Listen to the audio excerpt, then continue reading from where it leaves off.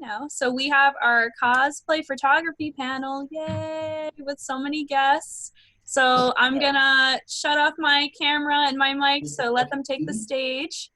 Okay. Awesome. And then Chris, I'll move you to your panel room real quick. Yes. Okay. All right. Okay. So we can start. Okay, me too. All right. Ooh. View, full screen, present. Okay, can you see my slides? I do. Okay, is it being blocked off by a bunch of blocks on the right, or do you see my video window? We only see the PowerPoint, so we don't see your blocked off windows of other people. Oh, excellent. So everything's working swell. All right. Okay. Oh yeah, there you are. And you're, yeah, I think we're on the, well, at least on my screen, we're on the right side a bit, but far enough off not to block the slides there. Okay, I see what's going on. Okay. All right. You're a little far away from your microphone. Okay, is this better? Make a little jury rig a stand here. Give me a second. Oh no, dropped my papers. All right.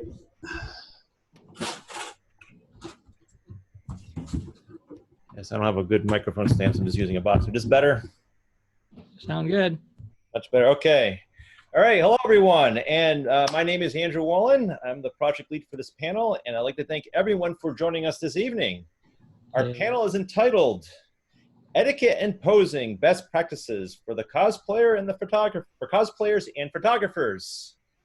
Yes, that's a mouthful, and it doesn't quite roll off the tongue. But we feel to talk that anyone who's entering into cosplay or cosplay photography should hear when they first begin, especially the subjects on etiquette. Hold on a sec. All right. Sorry, I just saw an alert that someone's trying to join. All right. So what was the motivation for this talk? Well, it's based on a true story of mine. When I first got into cosplay photography a few years ago, I attended a panel discussion on cosplay at PAX East. At the end of the panel, there was a Q&A session, and I asked one of the panelists the following question: do cosplayers appreciate photographers taking their picture, or do they feel that we're just a nuisance? Well, not only was I told that, yeah, our photographers are appreciated, but also more photographers are needed in general.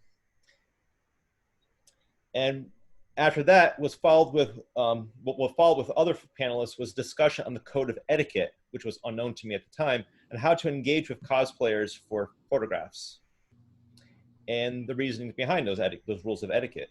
The exchange lasted for at least a good 10 minutes until the moderators cut off our microphones until the other people asked questions. But I feel this is a discussion that all newcomers should have, and this panel is my way of paying back the favor that those panelists gave me a few years ago. Okay, so what's our agenda? So first we'll talk about the photographer's etiquette towards cosplayers. We're going to talk about the rules and how to engage a cosplayer for photographs and the reasoning behind it, because there is a reasoning to the madness. And then in part two, we're going to reverse those roles, and then we'll talk about the cosplayer's etiquettes towards photographers. We have a bunch of photographers on the panel, so we have a few things we'd like to add to add to the discussion. And of course, when you do a photo shoot, you want to have photographs that you can share online. So then we're going to go over the etiquette of how to post images online and how to tag them appropriately. And since the second half of our title says posing best practices, I figure we should probably talk about that. So part four, we're going to go over some basic tips on posing at a convention, just general suggestions so you can make sure your poses look great. And not every photo shoot session will come out great, and not every cosplayer and photographer will gel well. But then there are times where you may find the photographer be a little creepy, or maybe the cosplayer's a little creepy themselves. So maybe you want to try to get out of that situation and leave what seems to be a situation that makes you uncomfortable. So we're going to talk about some exit strategies to exit those situations, and then we'll end with a Q&A session.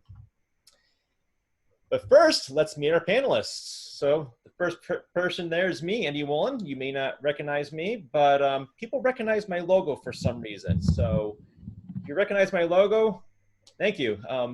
This is my 3rd year doing cosplay photography, even though the third year has just been sitting at home because of the COVID-19 pandemic. I've been focusing on doing portrait photography as my way of getting into cosplay photography, so I'm specialized in doing that. And if you want to reach me online, you can find my screen name for both Instagram and Facebook is Andymon Cosplay Photography. Next in our panel, we have Ant Bohel. So Ant, welcome aboard. Tell us a little about yourself. Everyone. I'm actually a wedding photographer.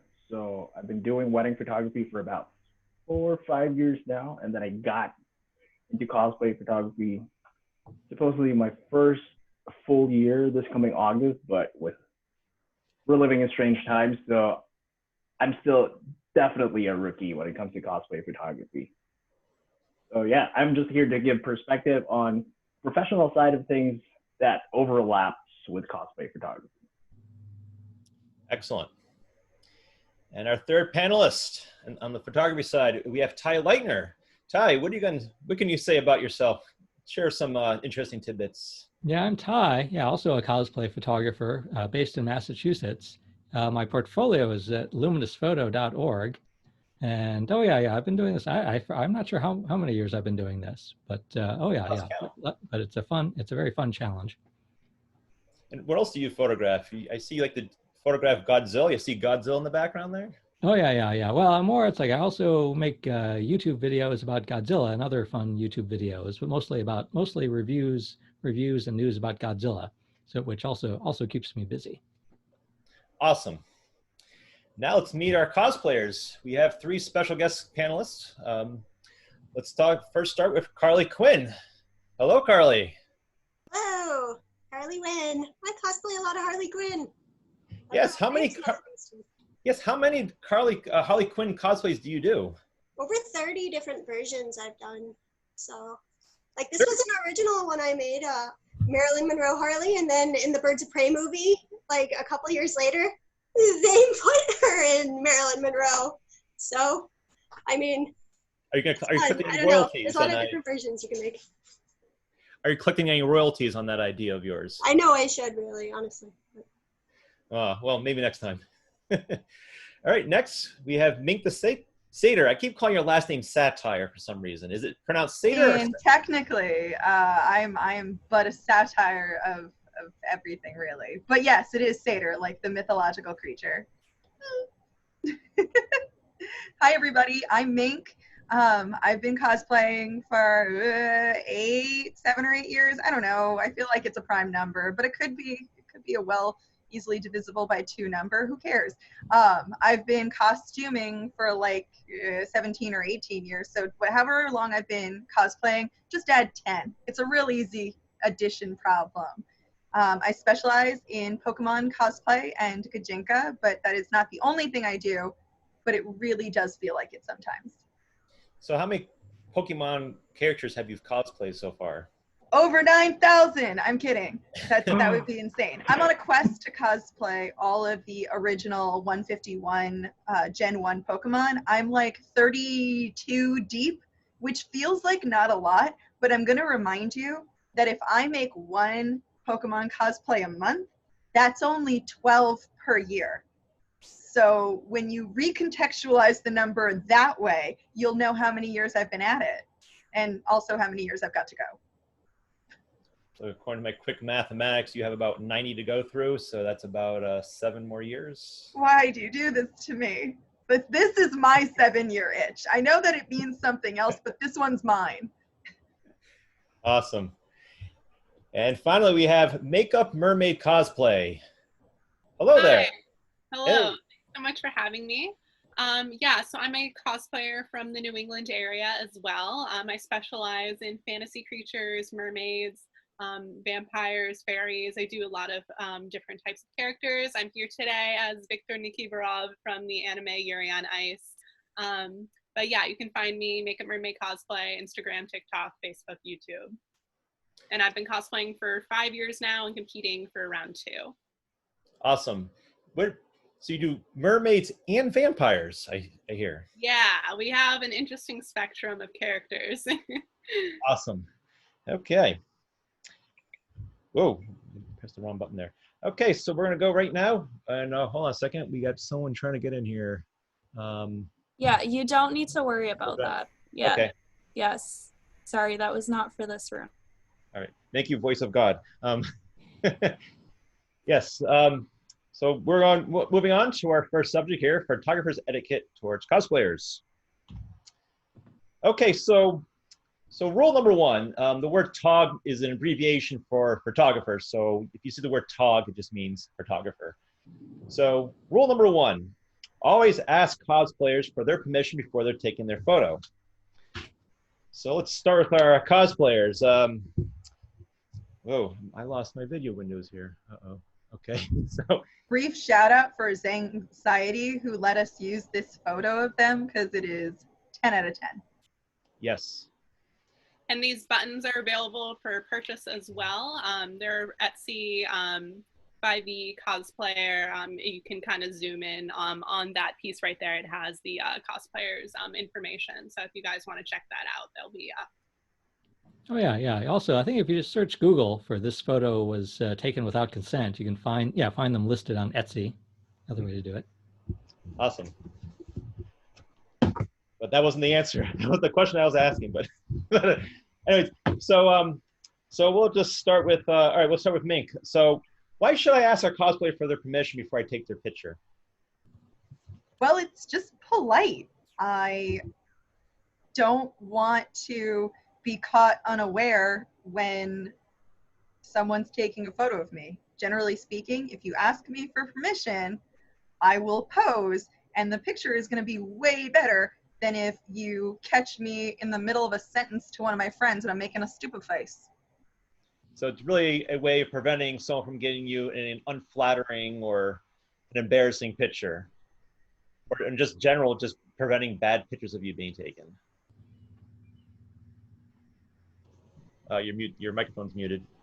Sorry about that. Oh yeah, I mean, that's a reason, certainly not the only reason, but yeah, when you're in cosplay, you really want to think about like how you are representing yourself to the world. And to some degree, unflattering photos is not a great way to represent yourself to the world. So having some margin of control over that is really nice and really helpful.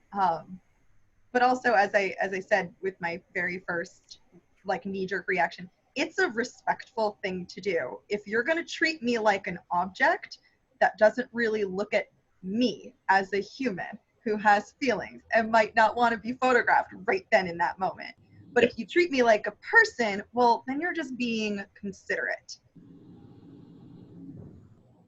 Now, in terms of safety, are there any safety reasons perhaps for asking someone to get your permission beforehand? Well, you don't know how old I am. And that could be a real problem, particularly for children. Photographing minors can get a little dicey, especially if it's someone in costume. So for your personal, as a photographer, for your personal safety, you don't want to get into any hot water photographing folks who really ought not be photographed in strange or compromising positions. But even from like a cosplayer's safety perspective, if I don't want someone to know, like say at work, that I go to conventions, being photographed without my consent is like, oh, and now potentially people I work for will know what I do in my off hours, and hopefully it's not a problem. But if it is, that would be no bueno. Now, a question for the other panelists. Chime in if you know the answer to this. Is it illegal for me to take a picture of someone in public without their consent? It is not illegal to do it, but something being illegal versus something being ethical, those are two different things. I believe, at least in Massachusetts, if it's public property, you're allowed to take pictures of people, but that doesn't mean they want you to take pictures of them, and nor does it mean that you should take pictures of them. So morally, it's definitely just good to ask people. But yeah, as long as it's not private property, you're allowed to take pictures of people. So that's where it comes into being a good person, and just making sure everybody's comfortable and happy getting pictures done. Exactly. Happy cosplayer leads to happy photographs. Unhappy cosplayer leads to unhappy photographs, and that's not the output you want. Unfortunately, at conventions, part of the convention agreement when you register to go is that you authorize in that private space permission for anyone at any time to take your photo and use their photo however they deem appropriate. So even though you might be at a convention, which in many cases is considered private property, legally you are able to be photographed in any context, which is a little bit woeful. But as Makeup Mermaid said, just because you can do it doesn't mean that's always what's morally or ethically the correct thing to do. Okay, and just a shout out again to our photograph provider here. Oh boy, how do I read this? Cosplay is not cosplay. Key Cosplays. Thank you. Yep. All right, moving on. Slide 2, or rule 2. Don't be offended if a cosplayer says no to you. Tyler, has that ever, Ty, sorry, has that ever happened to you? Have you ever asked a cosplayer for a photograph and they told you just to buzz off? Oh, sure. Yeah, people are, you know, people are, you know, doing different things at different times. Someone might be in a hurry, and or have, you know, have another reason. So yeah, it's good to try to read their body language and figure out their mood. Yeah, they might be busy. They might be taking a break. Might be busy. They might be taking a break. That, you know, they might be eating if they're sitting down. Yeah, if they're just like, you know, like if they're sitting and resting, it's probably not a good time to approach them. Are they rushing off? Are they rushing off somewhere? You know, are they talking to someone else? It's like you try to see. It's like, do they really have the full costume on? They might have taken part of the costume off. Like, so you might that might not be a good time, and so forth. Is the costume is part of the costume broken? Is this sort of like a bad area? It's like, is this a busy area where a lot of people are like, you know, trying to move about? That might not be a good place. And also someone might look shy.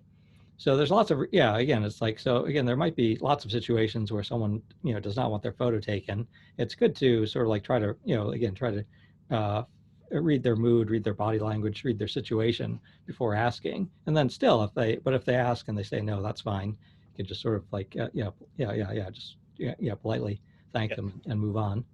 Yes, we gave a mouthful there, Tyler. That's high, but thanks. So if a cosplayer just tells you no, just don't get offended by it. I mean, the odds are, yes, being rejected is hard, but just don't take it personally. And as Ty mentioned,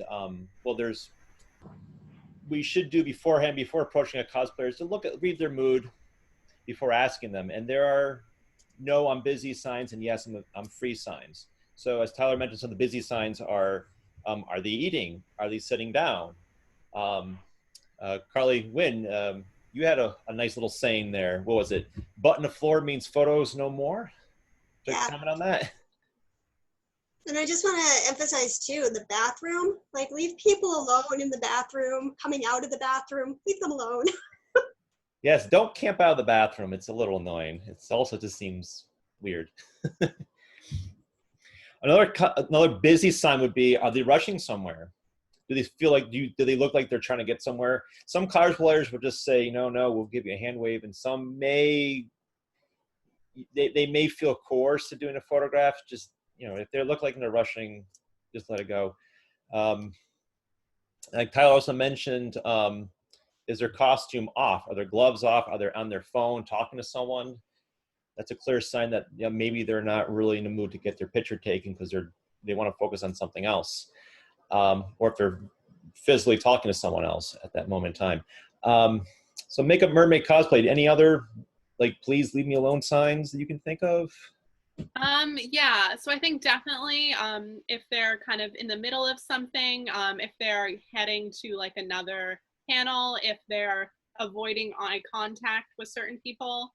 I've had plenty of times where it's like, I'd love to take photos with whoever is around, but I might be on my way to a panel or a competition or things like that. So I think definitely kind of people that seem like they're kind of more casually walking along, more relaxed. Those are more people you should approach versus people, there might be some sort of emergency going on. They might be late to something, they might have lost something. Yeah, just read people's kind of facial expressions and also just the mood of the room as well. Want to say hi to everyone, Leela? Yeah, I gotta go home though. All right, bye. Bye, guys. That's my sister. Well, I need my glasses, but it looks like the cosplayers are pretty cool. Yes. She says you look pretty cool, cosplayers. Thank you. Hooray! All right, I'm gonna just lock the door downstairs. Yep, I will do that. Thank you. Okay. Siblings can make good assistants too when Yes. going out on a on a photo shoot. Yeah, my sister was supposed to cosplay as Princess Daisy last year, but she got sick, so we didn't do that. And then this year's obviously a wash, so maybe in 2021 we'll do it. So, but okay, so we talked about no signs. How about yes signs? So Mink, we haven't heard from you in a while. So, what are some yes signs? And yes, I'm available. You can take my picture. Well, as an opposite to what Makeup Mermaid said, eye contact is a yes sign. I won't lie to you, there have been plenty of times where I've been in a group of folks who are taking photos, and sometimes if you're posing, it's hard to have someone come up to you while you're in the middle of posing and say, can I take your picture too? But what I have had people do is lift up their camera, like not up to their face like they're taking a picture, but lift it up in the air or even gesture a camera with that inquisitive look, followed by me making eye contact and giving a nod or like a thumbs up. That kind of nonverbal exchange is very, very common when you're at a convention and there's just a crowd of photographers and you're a party of one, particularly if you don't have a handler. If you do have a handler, then your handler is usually like, yes, you can take your photo. And in that case, when it's time to stop taking photos, the cosplayer speaks to the handler and the handler speaks to the everybody. Oh yeah. Handler's like a middleman. If you have no handler, you're basically in control of the whole exchange. Oh yeah. Also, just walking around a convention, sometimes a cosplayer will make eye contact with me. So that's which seems to be often a good indication that this might be a good time to ask to take their photo. Some conventions also have designated places for photo shoots. One convention I'm thinking of off the top of my head is Gen Con, a gaming convention in Indianapolis. They have a literal taped off area where if you, a cosplayer, want to get people to take your photo and have a safe environment to do so, you hop into the taped off area. When you're done and you don't want people to take your photo, you exit the taped off area. So as long as you are present in the taped off area, you are authorizing that it is okay to take my photo, but as soon as you've left, now they have to approach you. So there are some conventions that are very mindful of cosplay and cosplay photography, and they promote, here's an area that we can have cosplayers and photographers meet up and have a safe space. Okay. So Ant, has any cosplayer at a convention, has a cosplayer ever approached you and asked for a photograph and for you to take their picture? And do you think that's okay? We're kind of reversing the roles here.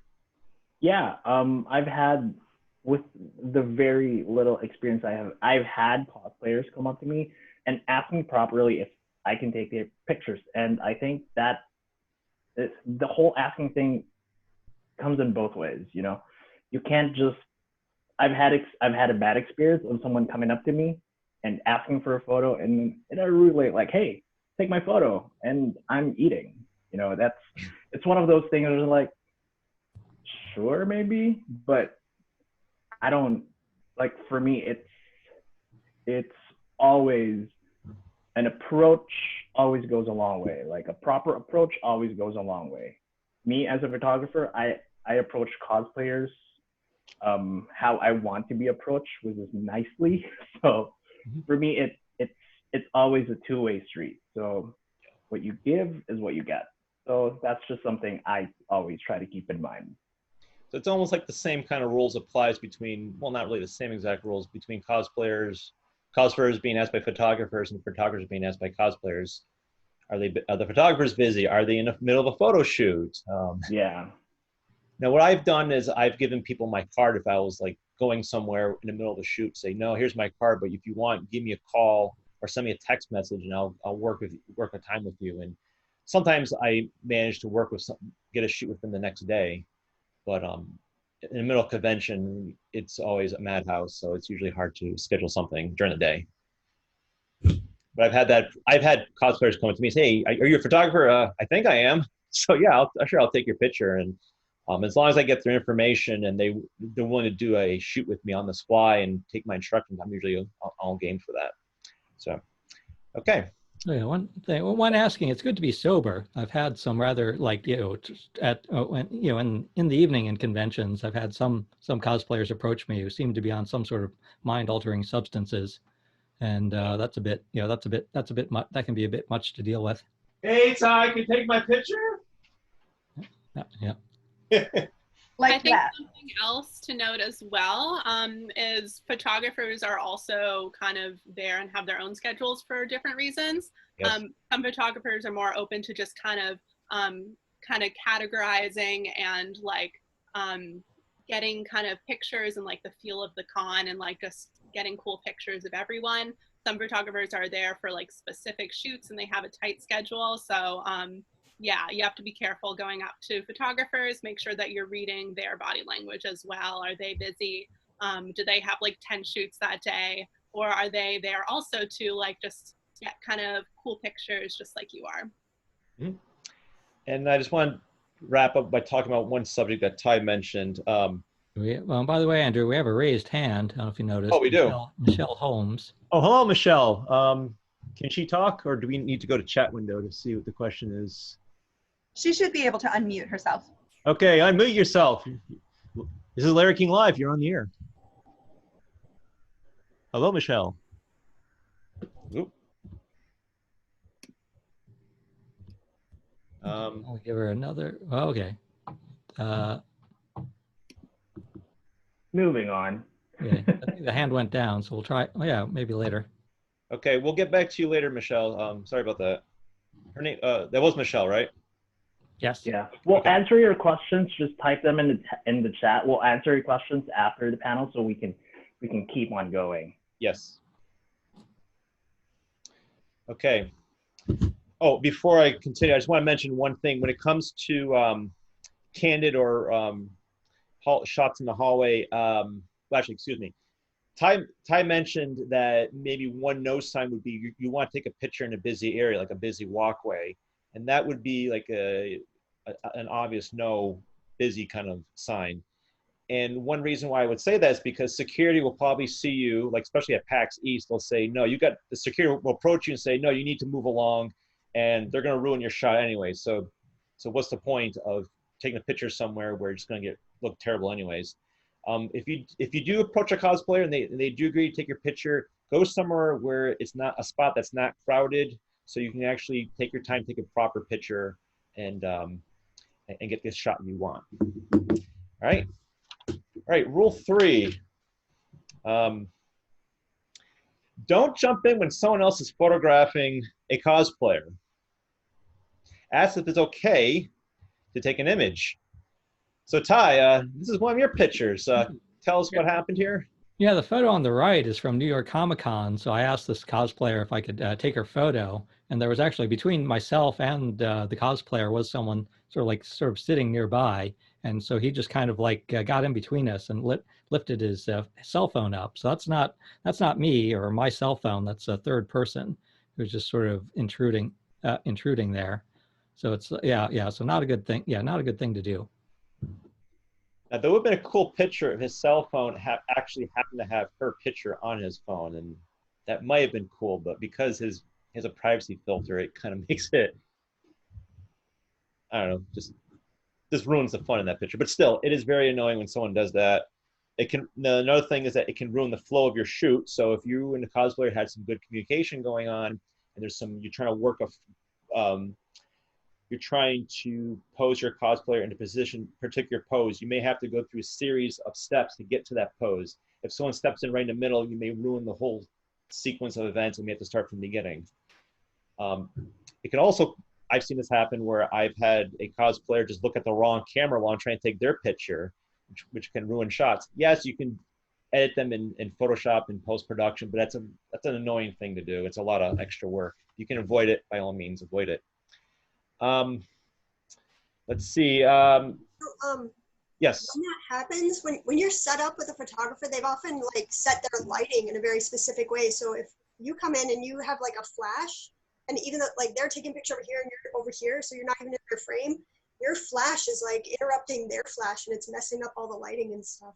Exactly. Unless I've even had photographers who their camera flash on their camera happens to be set to the same channel that someone's external flash is set to, and that causes some really weird moments when like now these external flashes are going off and everybody's competing. It gets really chaotic. It's be kind of funny when you're just in a scene and all of a sudden like 50 flashes just go off and everyone's just like, what's going on here? Now I'll ask everyone on the panel, are there any safety issues with someone just jumping in and taking a picture? Have anyone ever experienced someone jumping in that made them feel uncomfortable? Yeah, I think definitely one, making you feel uncomfortable. A lot of times it's like this is happening when you're kind of in the middle of a kind of prearranged shoot. You had like a location at a time, whether it be a paid or an unpaid shoot, it still is like this prearranged kind of location. So it can make you feel uncomfortable when certain people are getting pictures that you only wanted to get for yourself.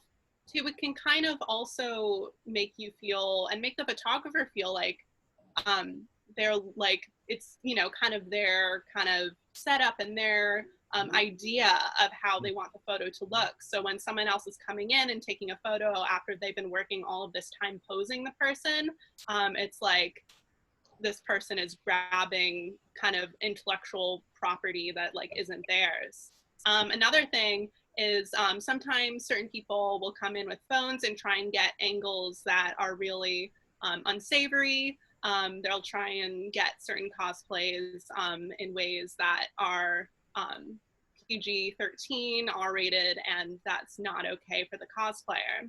Also, if a cosplayer has some sort of prop that is moving, I have moving props sometimes. I do veiled poi and silk fans, and I've done like some other like chain props and stuff like that for characters, and I know some people use whips and things like that. If people are kind of jumping in and trying to get photos, and I'm always keeping an eye out, but you know, sometimes things happen. I've never hurt anyone, but like still, it's not safe to jump in without a cosplayer knowing what's going on and taking them by surprise. It can lead to some sort of accident. Or if a cosplayer is mid-move, sometimes you're trying to get a motion shot, they're kicking, they're swinging something, they're like twirling around. That can be dangerous for both the cosplayer and also the photographer who was not kind of invited onto the shoot. Mm-hmm. So it's a benefit for safety of both the photographer and the cosplayer. And I believe one point I want to make earlier is that the reason why you want to ask permission to take a cosplayer's photo is so the cosplayer know who's hovering around them, so they know that, yeah, this person's taking my picture, not some guy who might be trying to get into my backpack and take my stuff or something. And that also goes with photographers as well, because if someone just asks to take a picture of a shoot that you're working on, you want to be able to know who's walking around your camera gear, because you may have an external flash and you want someone just walking off with that. And those can cost a few $100, so that's obviously something, it's a situation you want to be in. All right. Yeah, someone's one comment we're getting is about like, yeah, Deadpool cosplayers. Sometimes they'll try to sort of jump in when a photo is being taken. I don't know how folks have tended to deal with that situation. Yeah, I've actually had people try to photobomb like in the background. Yeah, it's funny for like once if they're funny, I've had one guy ask me, can I photobomb? And I said, yeah, sure, let's try it out. When they ask, it's funny. When they don't do it, it's like you're just wasting my time. Go away. I mean, it's funny if they get it right, but at the same time, you have a limited time. The cosplayer has a limited amount of time, and you're just trying to be funny in a situation where it's maybe not be appreciated. So always ask, but do ask, because sometimes an intentional photobomb can be kind of funny when it's done respectfully. One thing I don't know, I think Ty, you mentioned this when we had our brainstorming session. If your session is interrupted, try not to be rude to the person, else you may face aggression. Anything you want to add to that? Just try to be cordial with the person so that they don't take it the wrong way and just make a big scene. What to do if someone is interrupting there? Yeah. Oh yeah. Well, I just try to be. Oh yeah, I just try.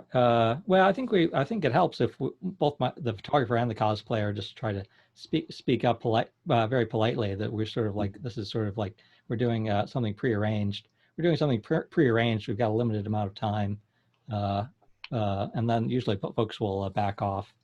We'll understand that and back off. So it usually resolves things pretty well. Okay. Now we've talked about many things that might scare people about approaching cosplayers for taking their photographs. So I want to pick on Ant, but Ant, you're new to the cosplay scene. So what have you been doing to, besides just approaching cosplayers, have you found any other methods that are useful to approach cosplayers to get their photograph? Or to other ways of approaching cosplayers for photo sessions? Aside from social media, I have had the luxury of being able to just walk up to a cosplayer and just asking them properly. If someone's taking a picture of them, like what Mink said earlier, I kind of just wave my camera and be like, hey, are you up for another photo? If not, cool. If they are, then cool. Because also one of the things that I don't like is when I'm doing a paid shoot and someone jumps in, it eats up the time. We kind of have to do that. It ruins the flow. Kind of have to get back into the flow of things. You want to be accommodating to everyone, but at certain points, it's really not helpful. Just a reminder for everyone who's want to try cosplay photography, don't just jump in.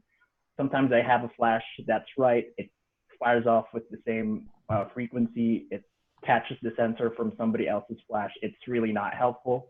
We all want to get proper and amazing photos. There's just a proper way of doing things. As I adjust my camera there. Yes. But you mentioned one thing there. You approach cosplayers on social media, like you go to like the convention's main social media page, whether it be on Facebook or Instagram, and just say, hey, I'm doing a photo shoot. Here's my portfolio.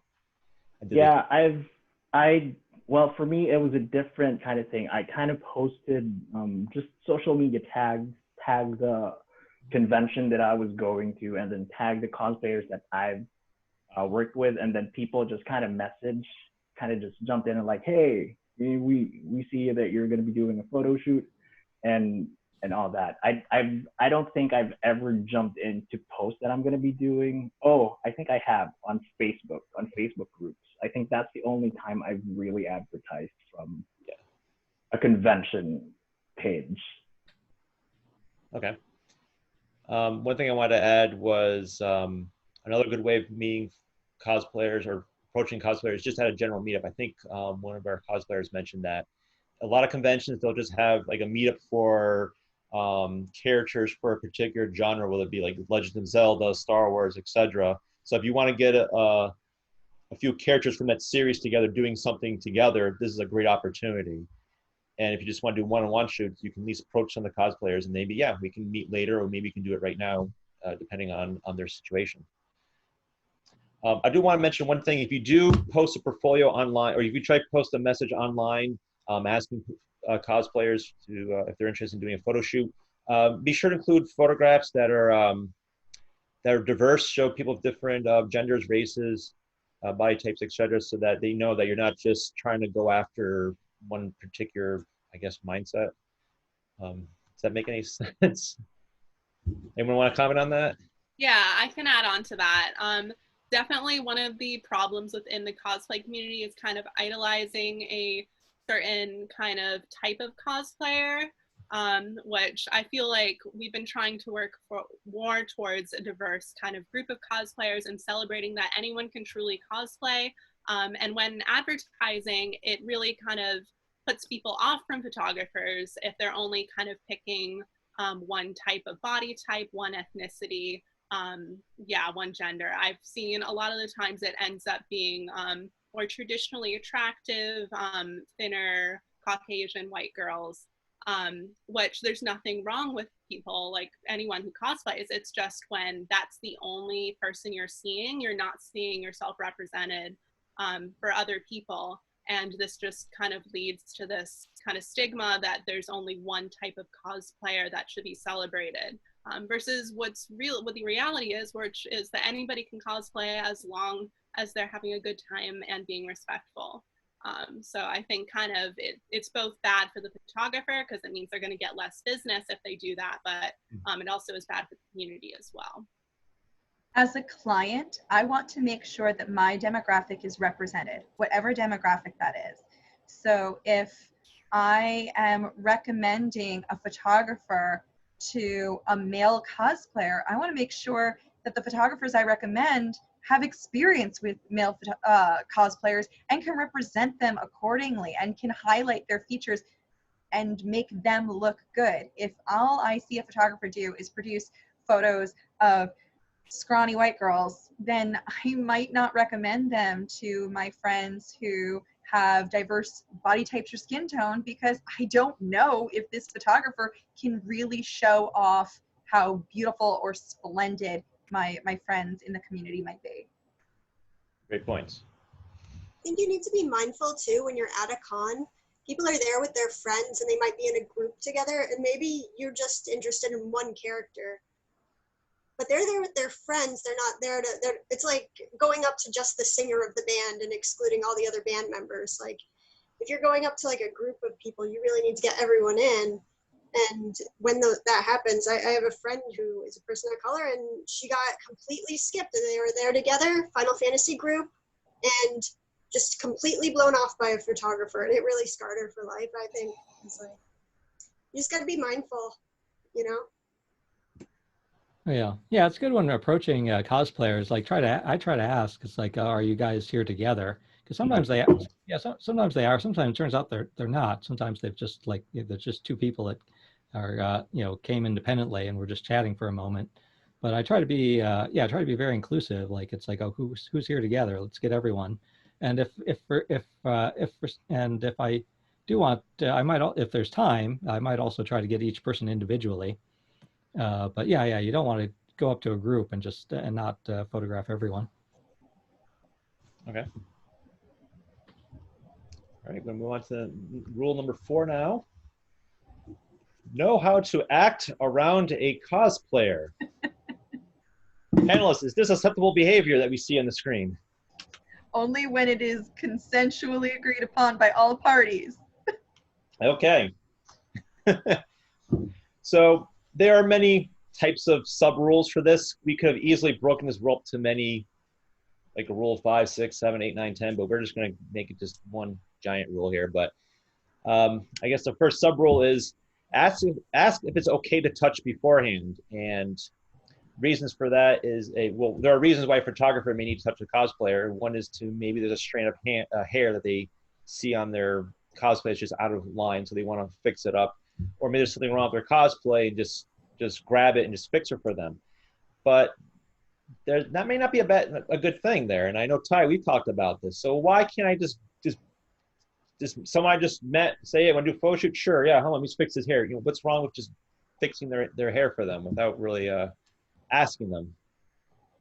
Yeah, I would make this even stronger. I think ideally you want to avoid touching a cosplayer completely. And but yeah, there might be so what to do instead. But again, it's like you want them to look their best, where their hair is in place and the costume is in place. So it's great if they have a friend there. So then if something is out of place, you can sort of like point out to their friend, and then see if the cosplayer and their friend are willing to have the friend straighten the hair. But yeah, it's like you don't want to touching anyone. And then yeah, the costume too. You don't want to you don't want to touch the costume. It might be the costume might be fragile, for example, and or also the props. They might have fragile props. So I tried it. I think I've bought one now. I've got like a little hand mirror. I've used it on some photo shoots where I can even because sometimes it's hard but yeah, some people, yeah, and there are some people where it's like, yeah, if there's one hair out of place and it's actually someone I've known from over a period of time, then yeah, then it's like, yeah, then if they say it's okay, I might I might move their hair out of the way. But oh yeah, Yeah, one thing I want to mention is if you even the natural reaction for someone is if you try to like move their hair, they may just flinch, and that may lead to like an unsettling situation. Well, it speaks to people's personal boundaries, and my personal boundary may change like a sliding scale from day to day. The reality is, you don't know what I am personally comfortable with, and you won't know unless you ask me. If you say, there is a hair out of place, would you like to move it, or would you like me to move it for you? You are now giving the cosplayer agency an option. And when you give the cosplayer agency an option, they can select and feel comfortable. If they are not comfortable with you approaching them and touching their costume, then they can say, I've got it, I'll take care of it. But if they are comfortable with you, they might say, you know what, go for it. You know, you can move that hair out of place. But there are some aspects that I wouldn't want another person touching me. For example, if my shirt is riding up or down in a weird way, I don't want anyone near up here or near my butt touching me or my clothing, particularly tight-fitting clothing, because that makes me personally uncomfortable. That's my bubble that you're impinging upon. So again, there are these things that if you feel you need to adjust something as an artist, you still need to treat the cosplayer as a human who has boundaries. yeah. And if there isn't a friend around to help, what I've sometimes done, if there isn't a friend around to help, or I don't have a mirror, sometimes I'll actually take a close-up photo of like what I think is like, something like a hair out of place, or I'm not even sure. Sometimes the hair, like the hair seems a bit off to me, and I don't know if that's intent. Sometimes it might be intentional because it's matching some the character they're portraying. So sometimes I'll photograph it and then show them on my camera. It's like, I'm talking about these hairs here. Should those be sticking out or not? Now, well, I'll ask the other cosplayers: is it possible that a hair that a photographer may think is out of line is actually part of the cosplay? Is that actually possible? Yeah, I would say definitely so, especially with a lot of anime characters. They have very specific hairstyles that might not be conventionally what is perceived as a normal hairstyle. So there are plenty of anime style wigs where you're supposed to have like small little spikes or tufts of hair on your head or kind of working off in other directions.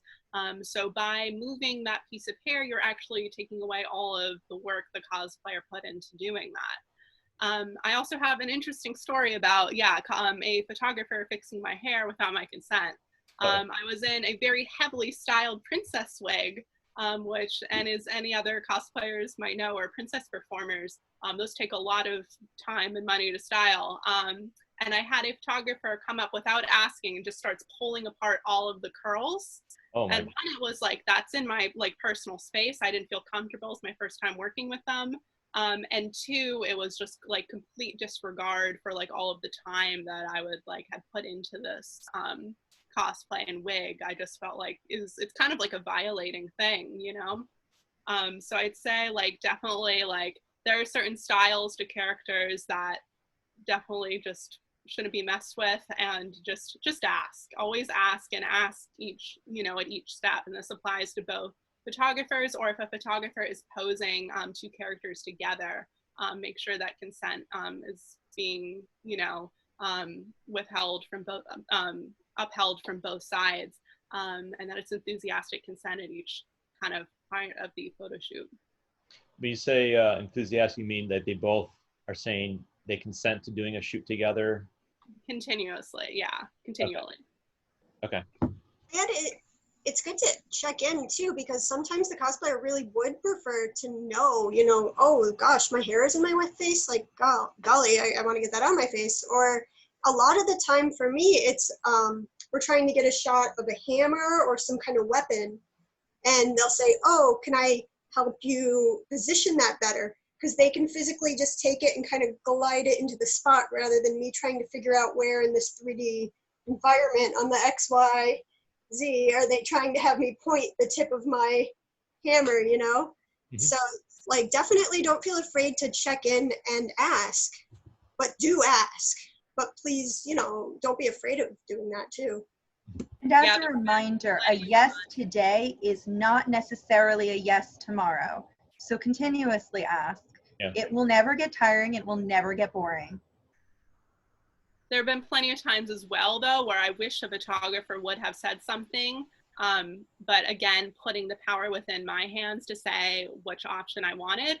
But there have been plenty of times where I'm like, oh no, that hair is out of place. And now like it's out of place in all those photos, or like my shirt is untucked in all those photos. So yeah, just asking is just always the right option to make sure that the cosplayer is happy and the photographer is happy. Now, Ant, do you have any examples of you having to fix a cosplay during a photo shoot? Well, for me, during a photo shoot, what I try to do is, like what Ty said earlier, just to reiterate, as much as I can, I don't necessarily want to like grab on and ask right away if I can touch them, especially with posing. I think with media, people kind of see that, oh, they touch their models so they can do certain poses. It's not really a proper way. It's better if you try to mirror them so they can see what they want to do instead of touching them, because sometimes their cosplay, they work so hard for that, and then you touch it and then something comes off and then it kind of ruins your whole shoot. So yeah, I'll try to keep it short as I can see the time. Yeah. So that for me. Well, I'm curious how Ant deals with brides too, because again, there is a situation where it's like, again, the person being photographed cannot see themselves and they want to look their best. So yeah, I agree that photographer should speak up, should sort of like look at them and try to see. It's like, does everything look as good as it could? And oh yeah. But I don't even touch the brides. What's that?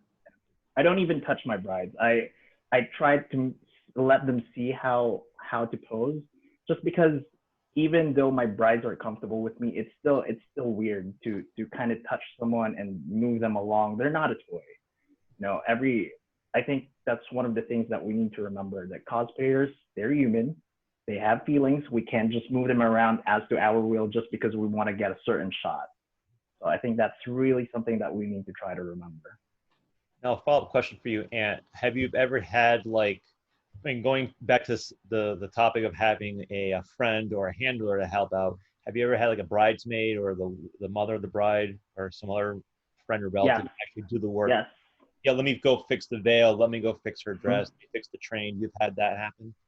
Yes, I've always, before any shoot, I take one pic, review everything, ask someone, tell them what's up, tell them if their hair is in the way, tell them if their dress flows a little bit differently. And then I ask them if someone can do it, if she would like to move it herself, or I can have the mother of the bride, move it for me, have a bridesmaid move it for me. So yeah. Okay. Now, the other thing I want to mention is that between a cosplayer and a photographer, it's always good to ask about the character that they're cosplaying and how they want to be portrayed, and also ask about their props. That comes down to just being familiar with their character. And I guess we'll also talk about this a little bit more, so I'm not going to, in the interest of time, I'm not going to dwell on that too much. Another thing is when you're photographing a cosplayer, don't ask them to hold a particular pose for too long. because they can obviously tire out, and this pose can go from being a really sharp pose to just getting less and less sharp and getting stale with time. So, Ant, you have something to say about that? Yeah. With poses, especially with cosplayers, and even if they have props or not, it gets tiring taking just one shot. You can always come back to it. It's something that you can, if there's no more energy or if your arms are a little bit too tired, you've got to think about the cosplayer too. They can't hold their poses as long as you want just to get the perfect shot. If it's really something important, you can always move back to it, you know, because there's such a limited time. You don't want to focus just on one shot. You got to keep the ball rolling. Because once they know what to do next, then they can even do it a little bit better the second time around. So it's always good to come back to it too. And that leads to my next topic, or next subtopic here: be respectful of their time. So not just only showing up on time, but also letting them know if you're running late. Now, I'll ask the panel here: have you ever had a cosplayer or a photographer just like arrive late or just kind of ghost you on a photo shoot? I think we can ask Carley, since Carley has one of the, I think, a long run with cosplay photography, with being a cosplayer. I've had other cosplayers ghost. Like, it was we were gonna do a group shot, and one of the people ghosted, and we're like, what? We're doing sirens. We need 3. Poison Ivy, Harley, Catwoman. What the heck? We had Harley and Catwoman, Ivy. So the photographer was just like, well, that was, you know, I waited my time. That was my time, and you know, so. I mean, it happens, and then what do? You know, like it was disrespectful to all of our times in those cases. Like, So, everybody got all dressed up and like nowhere to go. It's sad. It's an unfortunate situation because everyone put a lot of time and effort, made the effort to show up on time to do a photo shoot, and next thing you know, it gets your plans get ruined because someone couldn't commit to the shoot. Now, is there like a time frame when you would say, all right, after so many minutes, it's over, you're not showing up? Is like a 15-minute rule, perhaps? I've seen some people get a little flexible with 15 minutes. The longest I've ever waited was a half hour before I was like, all right, well, now I've got to wrap things up, because even if a photographer does get to a location, even if you've set aside 1 hour to shoot together, which is aggressively long at a convention, typically you'll see more closely to like 30 minutes for a shoot at a convention just because time is crazy. At that point, then the photographer has a limited time to get set up, get you posed, and by the time that has all elapsed, you're really only looking then at like 10 minutes of posing and shooting. And how good are your shots really going to be if the photographer is feeling flustered and you're feeling aggravated? So in those cases, it's just shooting a text message like, hey, I don't know where you are. I'm sorry we missed each other. We're going to have to reschedule because it's now way too late. Yes. I had a follow-up question. I forgot what it was. How'd you get to be so pretty? Aw, thanks. We'll go with that. Too much sugar when I was a baby. Oh, there's your secret. The secret's out. And the last thing is don't damage the environment while you're shooting. I've seen, I think Ty and I both have seen this, where people just break branches and maybe use that branch as part of the cosplay or whatever, just cause not real mischief, but it's just disrespect to the environment. And to me, that just leaves a bad impression on both parties. Not only to the photographer it looks bad, but also can look bad on the cosplayer. And I'm pretty sure you don't want to have someone put that bad image on your reputations. So have any of you seen that, experienced that? Someone's like, oh, sure, let me just break this branch. It's in our way, instead of just having a friend or whatever holding it. Have you ever had that? A lot of places don't want you climbing on things. You know, it'll look good to like climb up on an arcade machine or something, and like, but it depends. Like there was a con where they got really mad at all the cosplayers and convention, all the cosplayers photographers recently, where the cosplayers were climbing up on things. And then another thing I can think of is graveyards. Do not use like people's gravestones. Is like, oh golly, you didn't think about it, but people have done it. So RIP stands for rest in peace. Do not jump off their headstones, please. Thank you. And that's Carley Quinn, who has photographs of her sitting on people's cars, on their hoods, by the way. So, and I'm sure you had the permission of the. because I was asked. Yes. Well, you were asked. So that it was their car. Said yes, please. Yeah, always ask.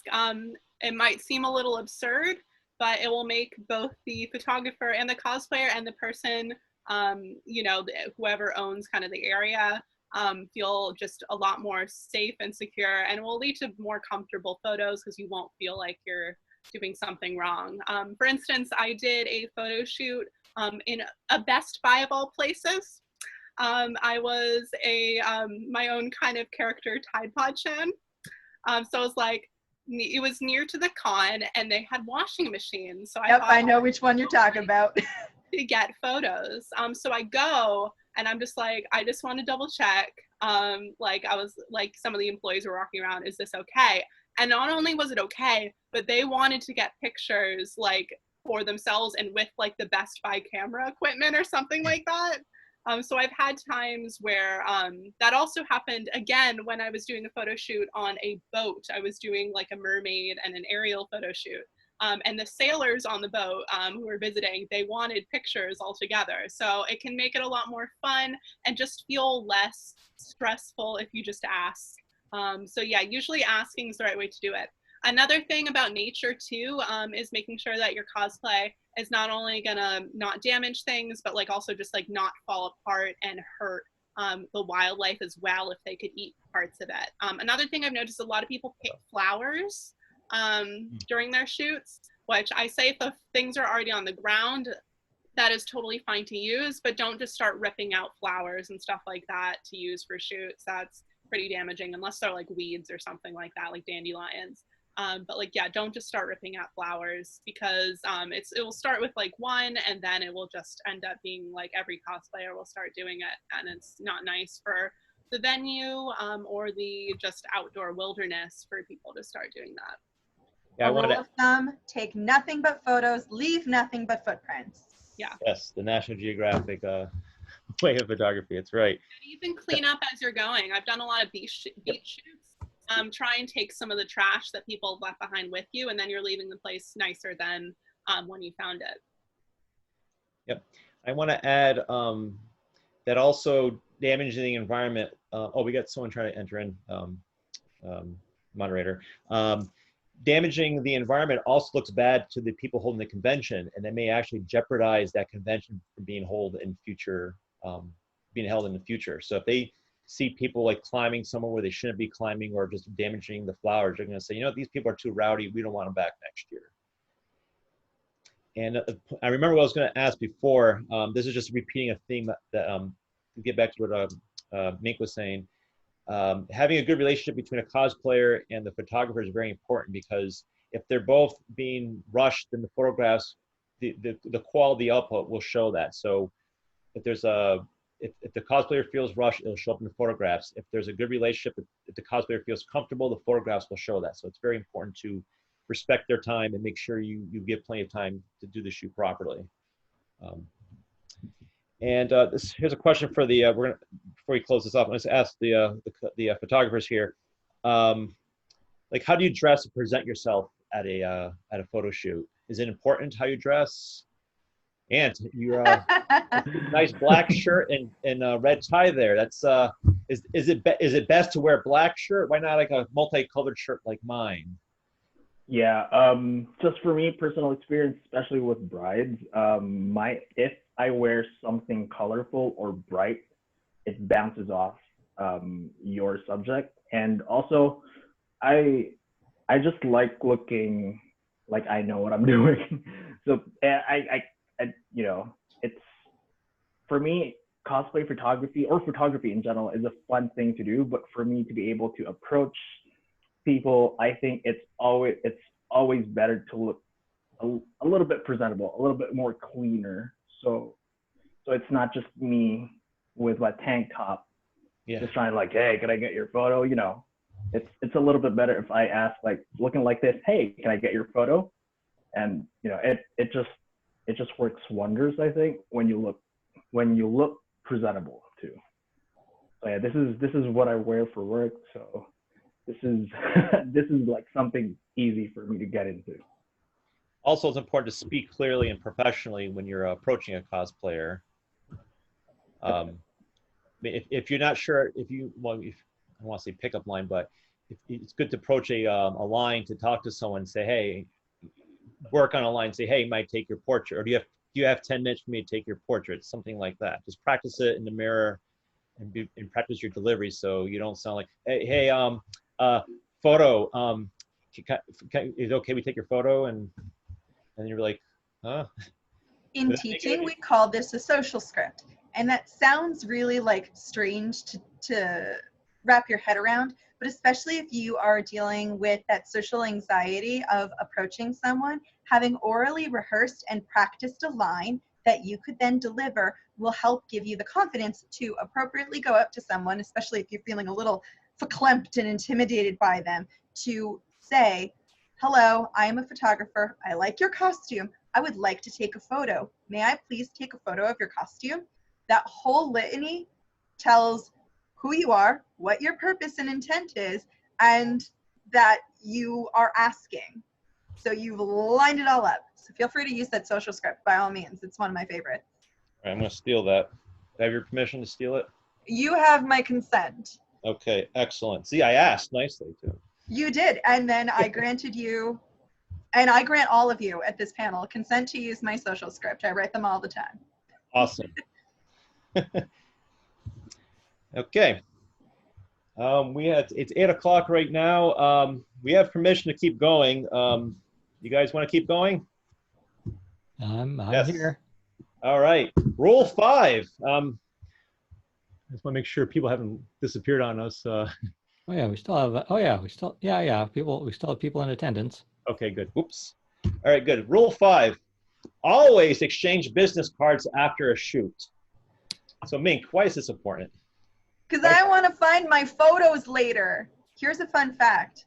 I am a little bit of a cosplay narcissist. When I make a costume for a convention, I haven't photographed it. I barely finished it in time for the convention. So I don't have any photos when I want to tell people like, guys, I made a new costume. They're like, great, I can't wait to see it. And I'm like, hey, me too. And sometimes when I get these haul shots that I think are going to be absolutely bangerang, if I don't have your card, I don't have a way of getting that photo myself, which is woeful because obviously that's the only record I have of the costume. I don't have a fancy camera. I'm not taking good photos that aren't like crappy cell phone pictures. Like, come on now. So from a clearly like egotistical standpoint, I want to see the photos that you took. And this is the way I could see the photos that you took. So it's a good way of just keeping track of it's a good way of just getting back to the photographer that took your picture. And if I had a real blast, I want to be able to tell the photographer, I like your work, I had a great time, I want to follow your work, I want to hire you in the future. Like, I've met the majority of my favorite cosplay photographers at a convention, or conversely, I've met them because they photographed my friends. I've seen my friends repost their work, and I was like, oh, God, I've got to work with them. Now, I want to mention that also exchanging, as a photographer, it's also very helpful to exchange business cards during hallway shots, or as like Ann and I call them, like random encounters. So you may be at convention in an area where people are taking pictures, like in a hallway, and you approach cosplayer, you may take a few pictures, you take their picture, and you give them your business card. If they want your card, again, they can just contact you to contact you, email you, whatever, and then get your picture that way. And basically, the business card gives them a way of reaching out to you if they really want your photograph. Now, I'm sure Ty and Ant, you've given your fair amount of business cards to people. Have you taken maybe some random encounter photos at a con? Do you feel offended when someone doesn't get back to you? If they don't reach out to you? Well, for me, not really. Luckily I haven't had the experience of someone not getting back to me. I think I'm trying to remember. But the business card is also like a nice way of kind of opening that bridge up of communication. So you leave it up to them once you take your photo. If they're not able to give you a business card, at least you give that opening. You open that bridge, open that line of communication. Like, hey, I took your photo. If you want it, here you can see. You can email me. You can send me a message, and let's see how your photo goes. Yeah, I've been trying to work at improving exchanging information because I've taken photos that I thought turned out just wonderfully. I'm so happy with the photo, and I have no idea who the person is. And sometimes you can find out by like if you really don't know. And sometimes I can, sometimes I can find out. I can look for other Instagram photos of the same convention to see if the person appears in a different photo. Or sometimes you can post and just say, it's like, I don't know who this person is. Yeah. If you know, like, could you please tag them? I think one thing that's actually helped me is like, one thing a cosplayer can do if they don't actually want to print up and carry around printed photos, they could just have like printed cards. They could just have their information written down once and to ask the photographer to just take a photo of it. Like your cell phone, for example. Yeah. It's like actually I've seen one. I saw like recently I had one cosplayer who was actually part of. Her costume was to hold up a little sign, and she had in the corner of the sign she had her Instagram tag, so that I was able to find her by seeing it on the sign. Or sometimes it might be on their badge, or on the badge, or on the back of the badge. They put their contact information, so they can just hold their badge up to your camera, and you can take a photo of that. Yep. My favorite photography hack that I've seen other photographers do is after they've taken your photo, if you have a card and they've asked you for it and all that, and you're about to do the exchange, I've had photographers ask if I can hold up my business card, and they take a picture of me with my business card. That way, when they come home with a stack of business cards, they don't have to sit there and try to like go through the Sherlock Holmesian process of figuring out who was this card belonging to, particularly if you don't have your cosplay shown up on your card, because why would you? You just finished it yesterday. You don't have any photos of it. That's the point. You should really start doing that. Even as the cosplayer, you get a stack of cards and you're like, who's who? That's why that one photographer writes the number on the card. And then he Tom, we love it. I really appreciate it. Very useful.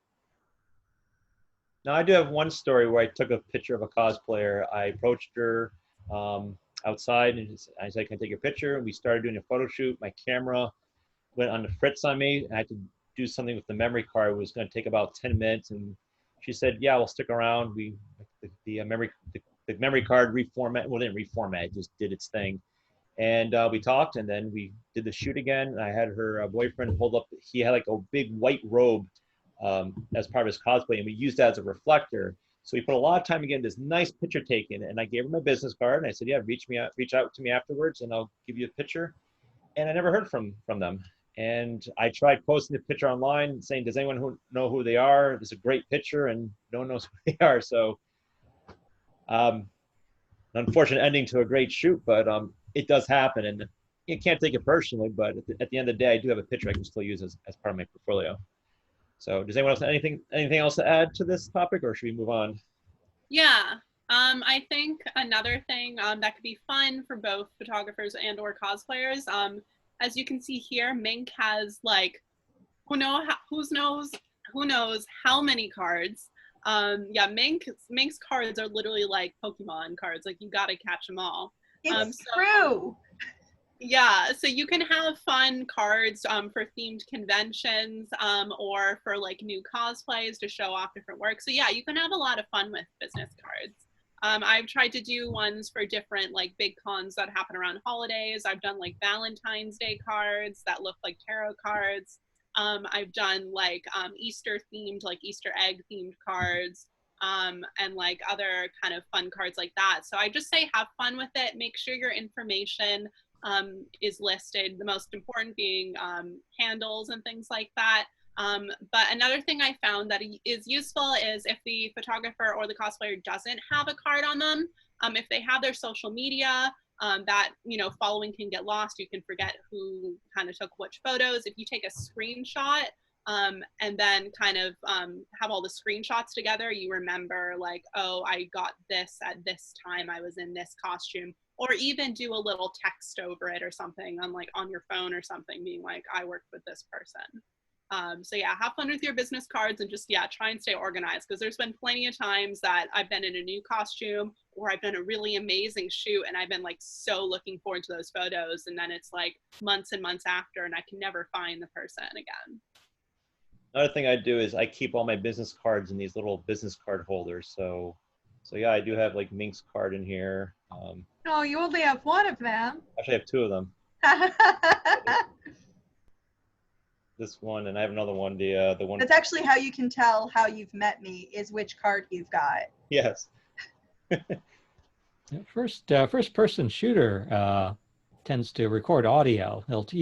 He sets up at a convention and takes many photos of many cosplayers. I think I've seen him like try to on his phone record audio, where he records like he'll record what the cosplay is, then he'll ask the cosplayer if they'll like speak into the microphone what their social media contact is, so he can properly tag them.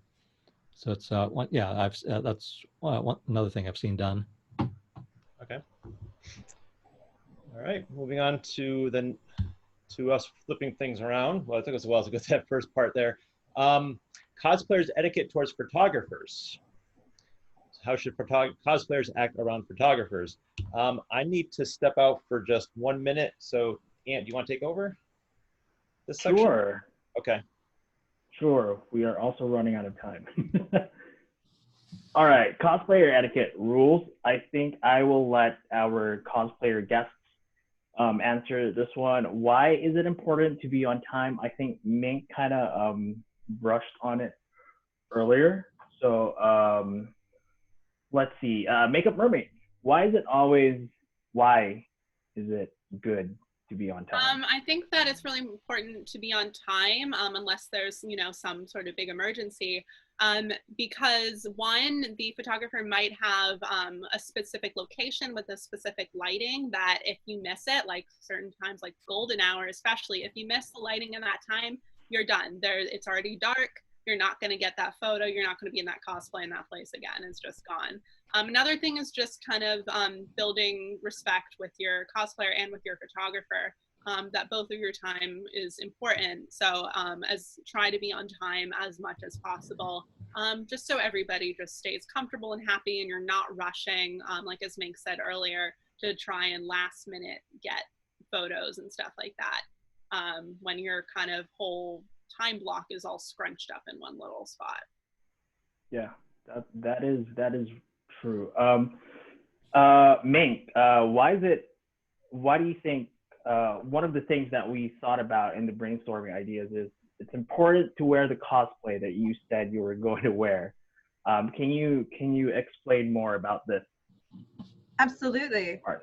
So a lot of times photographers like to go the extra mile, and if you have a planned shoot ahead of time where they're anticipating a certain character, then they might have already pre-generated ideas of locations or poses that they want to recommend to really capture and showcase your costume, because any cosplay photography is a collaborative art piece. And so a photographer may have already done some homework to help showcase your work in its most brilliant light. If you show up wearing something that you said you didn't say you were going to wear, or even if you show up bringing additional people that you didn't say you were going to bring, that's going to throw the photographer off. It's literally going to make that photographer have to throw away all that hard pre-prep work they did. And there's no way your photos are going to be as good as if you had come with the photographer and you on the same page. Because no matter what, if one party is caught unaware, then you're going to have to be entering that like anxiety improvisational mode, which is just not going to be as beautiful of a look. If everyone's on the same page, then your collaborative art piece is going to be that much stronger. That is true too, because with all the planning and then you kind of throw in a curveball and you're like, okay, I did not plan for this. Certain poses that you have thought of might not appear because of a different costume. Carley, have you ever asked a photographer to show you the photos that that have been taken during the shoot? I can see why you would want to, but I don't necessarily ever need to, because the photographers are usually like, oh man, look at this. And then I'm like, oh, it looks really good. Let's do it more. But I think it's a good idea for the cosplayer to see some of what's going on, because say they're doing something, but they're only kind of, like maybe they're doing it like 50%. They're like, oh, I can do that 100%. And then it's like, you know, so it gives them a little, like they need that mirror to see how they just looked. So maybe they can improve that, you know? Yeah, I don't, Ty, have you ever not been okay with showing someone a photo that you've taken if a cosplayer ever asks you? Yeah, well, sometimes, especially more at conventions, like with if some prearranged shoot, yeah, I try to show the photos so we can sort of stay on the same page, especially sort of, yeah. But yeah, sometimes at a convention, I'll try to take photos of folks, and actually sometimes I'm not happy with how they've turned out again, because of me, because of like, you know, I'm just not succeeding here, and so it's like I'm a little, yeah, sometimes I'm actually a bit embarrassed to try to show what I'm doing, but yeah, I try to show people an example of what I'm doing. I think in general, it's like, yeah, the best thing is to try to communicate more of like what you're, you know, what you're trying to do, and you can sort of let them know how well it's going. Oh yeah. Yeah, and also I think it's very important for us having that kind of relationship of being open, because it's a work shared between the photographer and the cosplayer, and you would want a cosplayer to have their own input too. If they have any ideas, you want to open that line of communication. Again, communication is key, especially with not just with cosplay photography, with everything, because you want both of your work to mirror a great image. So I think that's why it's really important to have that too, and keep that in mind. Can we move on to the next slide? Thank you. Cosplayer etiquette rules 46. Okay to say photos are not coming out how you expected. Ty, can you elaborate on this one? I'll ask you first, and then we'll go to our guest. Oh, it was more for the cosplayers. Okay. Yeah, I guess I mislabeled this one as I think about it. Well, actually, no, it is labeled correctly. It's okay for a cosplayer to tell the photographer that, yeah, I don't think this is not the way I was thinking it. Because I took one picture of one cosplayer, and she's like, you know, that finger looks like I'm picking my nose. Maybe we shouldn't go with that. It's like, yeah, you're right. So let's not go with that. So. At the end of the day, the cosplayer can't see what's behind the viewfinder. And what's more is there's also a matter of personal taste. A photographer might think the photo's coming out great, and then the cosplayer sees it, and due to, you know, for me, sometimes I'm suffering body dysmorphia that day. And I'm like, let's shoot that again. I'm feeling kind of fat. Or it could just be the cosplayer loves it, and the photographer's like, oh, this isn't my favorite. This is maybe not the most dynamic shoot. At that point, you do have to figure out a compromise. And oftentimes the best way to compromise with that is, hey, let's maybe retake this photo. Yeah, I kind of wanted to bounce it around from a photographer's point of view, because like what you said, it's true. What we see can be totally different from what a cosplayer sees, especially with their photos and how it's coming out. It's important to be reminded that it's always, for me, I always remember that it's a partnership, a cosplayer and a photographer. So it's always better to work together and see which looks great, get their ideas, and move on from there, and try to build more on the photo that both of you will be happy to. Oh yeah. I think we might have mentioned this before, but yeah, I try to actually ask what sort of mood the cosplayer wants to portray, because often it's like, especially it's like it might be a character that I'm not familiar with, and so sometimes like it's a character that's rather like serious or somber. So I want to know that up front, so so that's that's what they're trying to capture. Yeah.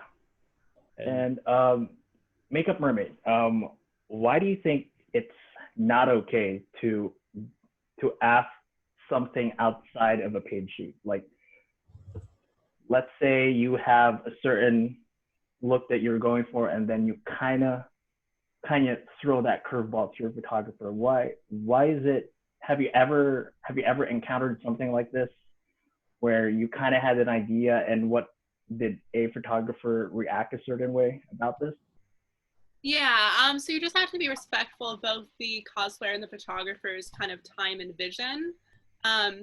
You might, want to bring someone else on, or want to change up the length of the photo shoot or the location.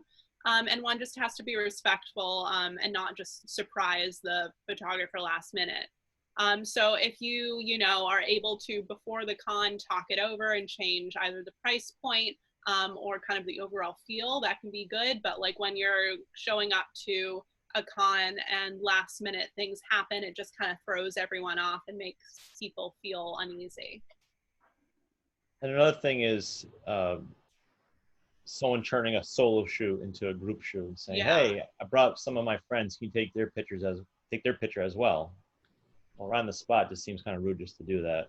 Yeah, message beforehand if you have any kind of like upgrades that you want to do or something like that. The photographer may be totally cool with it, they may not, but having kind of that message makes it so that they can talk online versus having someone show up in person with like a friend and then it's just like no, and it gets kind of awkward and the whole thing kind of feels off. So yeah, discussing before the con versus at the con about things kind of changing like that. Cool. Mink, have you ever had a shoot where you just wanted your photos private, or? Oh, sure. Like I've had plenty of times where I've had photo shoots. Did you discuss this beforehand? So with the photographer? I'm very clear with my photographers ahead of time about how I want my photos, and as long as we can all agree, then we're golden. So I've had plenty of situations where I have a Patreon, and as part of my Patreon goals and rewards, I let my patrons see photo shoots before they go live on the internet for everyone else, which means that photographers would have to be kind of mindful and respectful of that too, because if a photographer just then uploads everything, then what's in it for my patrons? So that's something that I typically ask my photographers ahead of time, like, oh, I'd like to share these with my patrons. Is it all right if you wait like a week or two before you post these to your social media as well? That way my backers can feel like they're getting something extra special. I usually like to set that kind of provision ahead of time, because then at least the photographer knows in advance and they're not like caught off guard. Because a photographer might be sitting there like, I'm really jazzed. I'm going to post these right now, and I'm not even going to tell Mink that they're ready. I'm just going to post them as soon as I'm done editing, and then I'll just tag her. And that's totally within their right to do so if we haven't talked about it beforehand. Yeah, and I think it's also appropriate to actually do that, because some, like me, I have a very small library when it comes to cosplay photography. So letting us know beforehand, we appreciate it, because then we know which ones we can put on our portfolios, which ones we can showcase to the public. So that is a great help if you address that beforehand. And it also sucks as a photographer if it's a free shoot and you put a lot of time into a photograph, like, oh, this came out really good. It's like, yeah, I think it's great, but don't release it. Like, well, I just spent maybe like 10 hours editing this, so I was hoping to use it in my portfolio. It'd be nice to say, if they knew beforehand, okay, it's going to be private, so, you know, okay, maybe they wouldn't spend as much time on it, but if they still did, then at least they knew that, okay, this is not going to be on my portfolio. I'm just doing it because I think it's a fun exercise to do. I think there is a distinction though. If it's a free shoot that you've agreed to do ahead of time, then you can talk about it ahead of time. But if it's a free shoot that you decided that you were going to do like a haul shoot, that might be a little harder to be like, hey, don't release it. It is a respectful thing to do though. If a cosplayer says like, thanks for showing me this photo, but please don't publish this photo, it does suck, but it is considered a kindness to respect the model's wishes. There might be one of 1,000 reasons why they don't feel comfortable having their photo be released into the masses. I've had cosplayers say, don't release photo A, but you can release photo B instead. Because maybe they didn't like that pose as well, or they didn't feel as flattering as maybe the photographer thinks, so they want to see a different picture out made public instead. All right, next slide, Dan. Yeah. Next slide, we have cosplayer etiquette rule number 7. When will the photos be ready? When will my photos be ready? Damn it. I think as photographers, it's ideal, and I think it's just proper, especially if it's a paid shoot, you have a time estimate. You know, we can't just be like, hey, I'll charge you this amount of money and then I'll just let you wait forever, you know? So cosplayers, I do want to ask, how have you guys had any experiences with asking a photographer how the photos are coming, and how usually do y'all ask for photos? Let's start with Carley. Sorry, I'm trying to deal with, like, I don't know if you noticed my green screen flying around because the fan on in this room is making the curtain. Yeah, I Oh noticed. Oh, my bad. I thought it was your cat. Oh, the cat's here too. Oh, here's the kitty. She's right here. Oh, she probably didn't like that. But so we're asking about asking photographers if the photos are ready. I think that like basically what it says there, if it's free, you don't really get any choice in the matter. I mean, I've had where it's been like a year and I've been like, hey, we did a whole shoot that day. You know, it was kind of like both of us were doing this crazy like green screen stuff, and like, you wanted to try out your green screen? I wanted some photos. Like, how's it going? It's been a year. And they've been like, oh yeah, I really should probably get to those. You know, 2 years later, I got some photos from that. You know, like, but if it's paid, I mean, it's like a commission, you know, like you've put money towards something, you should be getting something in return. Like anything in this world, you have a right to ask for that. I mean, you got to give an artist some time, but it's like ordering a print from like, you know, a specialized print from an artist, or like commissioning a hoodie or a dress or something. Like, you know, give the person a reasonable amount of time, be nice about checking in with them. But, you know, like if they're not giving you anything for like a year, that's a bit long. Like, what it comes down to is this: when you're setting up a paid shoot, one of the questions as a cosplayer that you should be asking, if it isn't already provided by the photographer, is how long is your editing turnaround typically? What is your average? Because if you get that out of the way and answered up front, then you are well within your right to ask that photographer, okay, but where's my stuff? Without coming off as being aggressive or too pushy. Because I think that's something that we cosplayers struggle with. We don't want to seem like we're so overeager to the point where we're like almost bully about it. But as Carly said, you do want to get the goods that you had paid for. So if a photographer's average is 4 to 6 weeks, then after 4 to 6 weeks, if you haven't heard anything, then a gentle reminder through email like, hey there, it's been about 4 to 6 weeks since our shoot.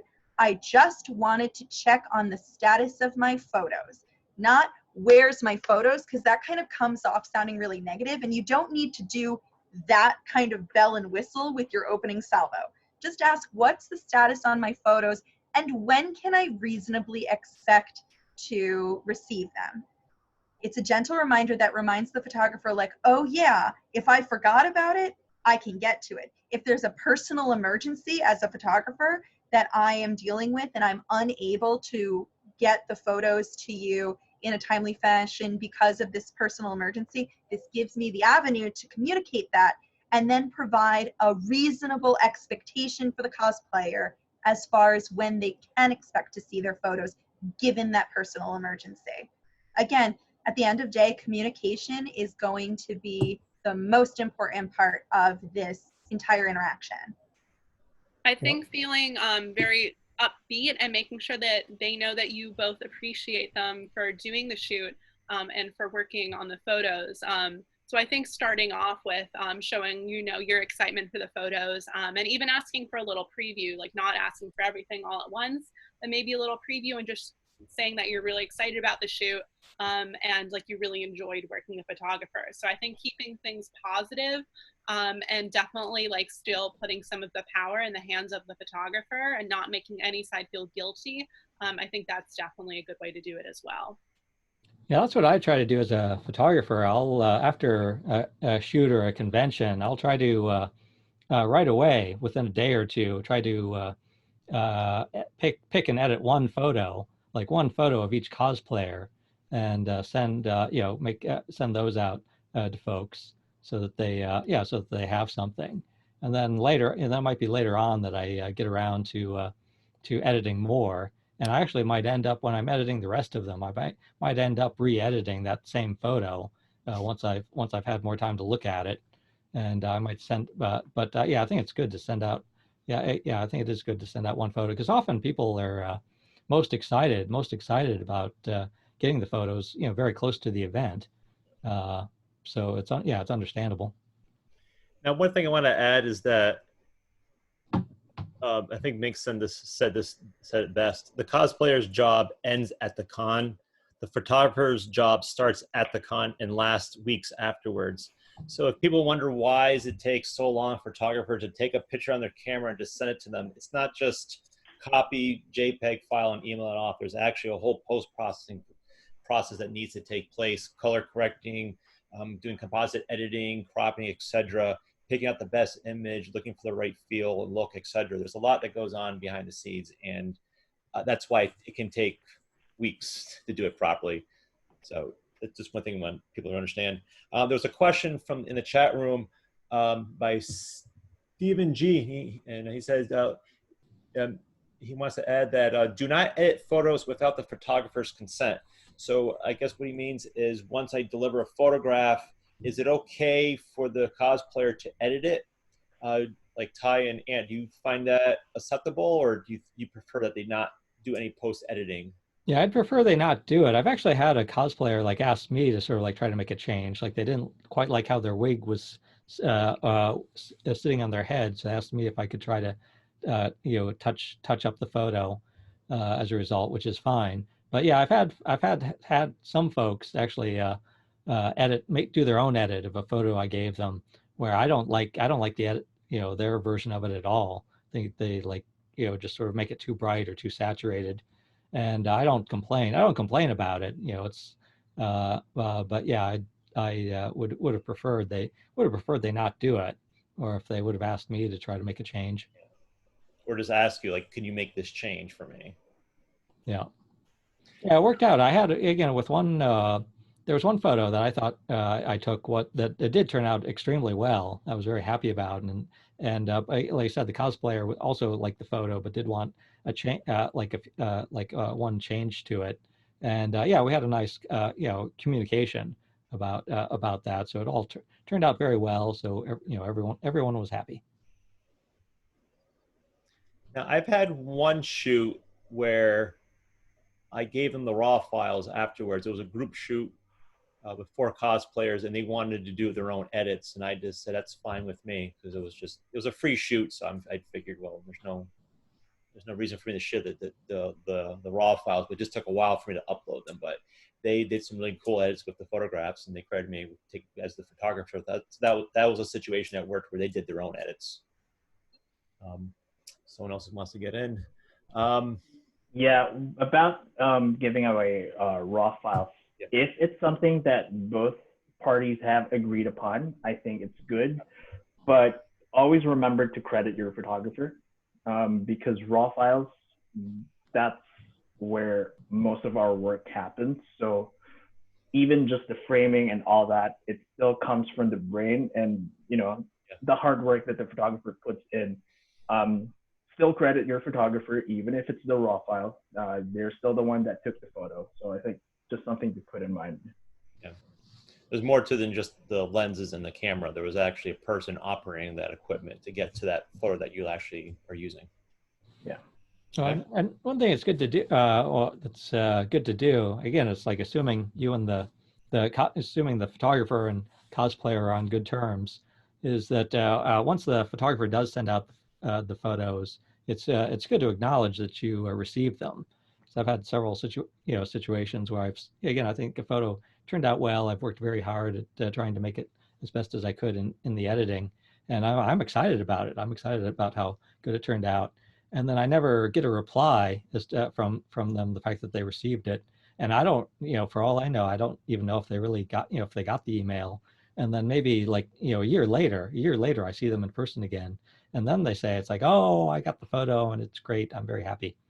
But again, it's like, I think it's good to, good to reply and to acknowledge that you received it. And again, it doesn't have to be that you don't have to say that you like the photo. You might not, but I think it's good just to acknowledge that it was received. Now, a question for the cosplayers: Have you ever received a photograph that you're just like, "Bleh, this is awful," and have you said something to them, to the cosplayer? I mean, to the photographer. Especially a paid shoot. Usually say anything is so awkward.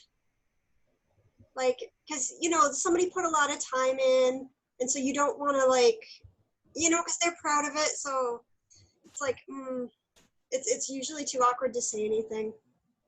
Yeah, but usually it's not like every photo was bad. It's like just, ooh, that one. Like,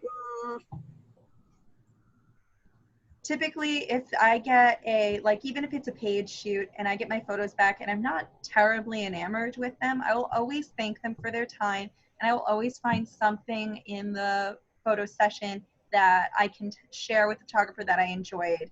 If it becomes a pattern, it just might mean that maybe that style the photographer employs, it really just doesn't jive with my own aesthetic, and that means that we are not the best partnership, and that I might not hire that person again. If it's someone I feel especially close to, I might indicate like, oh, last time I noticed that I was getting a little double chinny in some of your photos. Maybe when we work together this time, you can just help me be aware anytime I'm doing that in frame. So then what you do is you set up for the next time when you're working together, you can use those as constructive ways that you can fix something that you saw as an issue. But generally speaking, if I'm dissatisfied with a photo shoot, I find it rather rude to say cruel things to someone like, oh, I didn't like our photo shoot together. Because first of all, that's my opinion, man. Just because I wasn't super enamored by it doesn't mean that someone else didn't think it was jaw-dropping. It's just my aesthetic, and my aesthetic wasn't responding to it, and their aesthetic was. And that, like any art, is super subjective.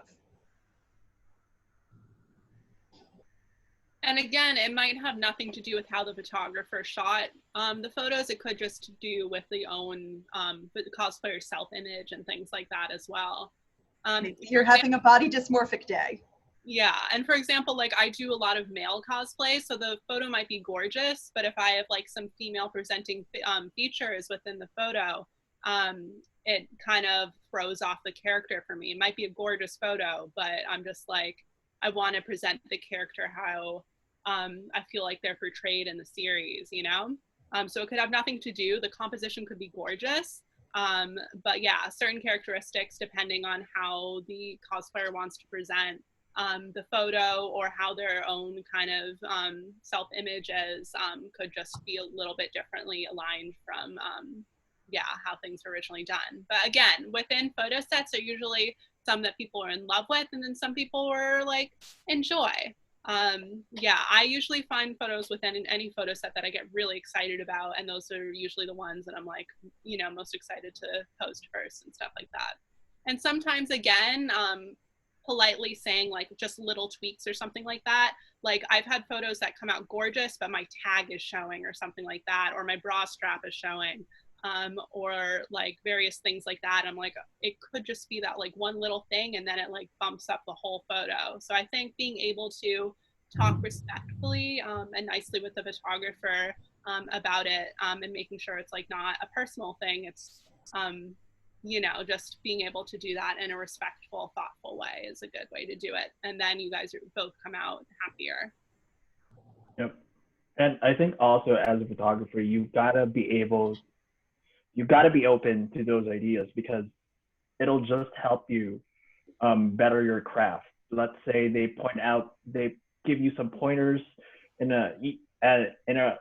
I'm already assuming this is in a respectful way, in a very cordial, constructive way that they give you pointers. A cosplayer gives you pointers. Do not take offense to it because that'll just better your craft. Take those pointers, and the next time that there's an opportunity for you to use those pointers, do it because it just helps us even better. It just helps us make a better image. I agree. Constructive criticism is always helpful so that if a photographer is doing something wrong, they know what it is and they try to address it so that they can improve their craft. So, and we've got compliments to your cat there, Carley, in the chat channel, which I see you've read. All right, moving on to our next section. Up on me because he knows I'm wearing white. Covered in black fur. Uh-oh. Black cat's got a cat. There you go. Okay, now we're going to talk about we're talking about etiquette when posting and tagging images. And there we go. So so when it comes to oh wait. Yeah, I'm sorry. Okay. So when it comes to some posting etiquette, oh boy, my outline is out of line here. Okay, sorry.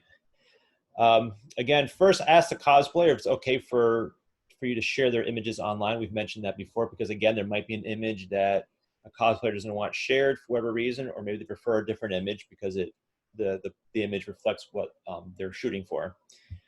Another thing is to tag the cosplayer in the description. And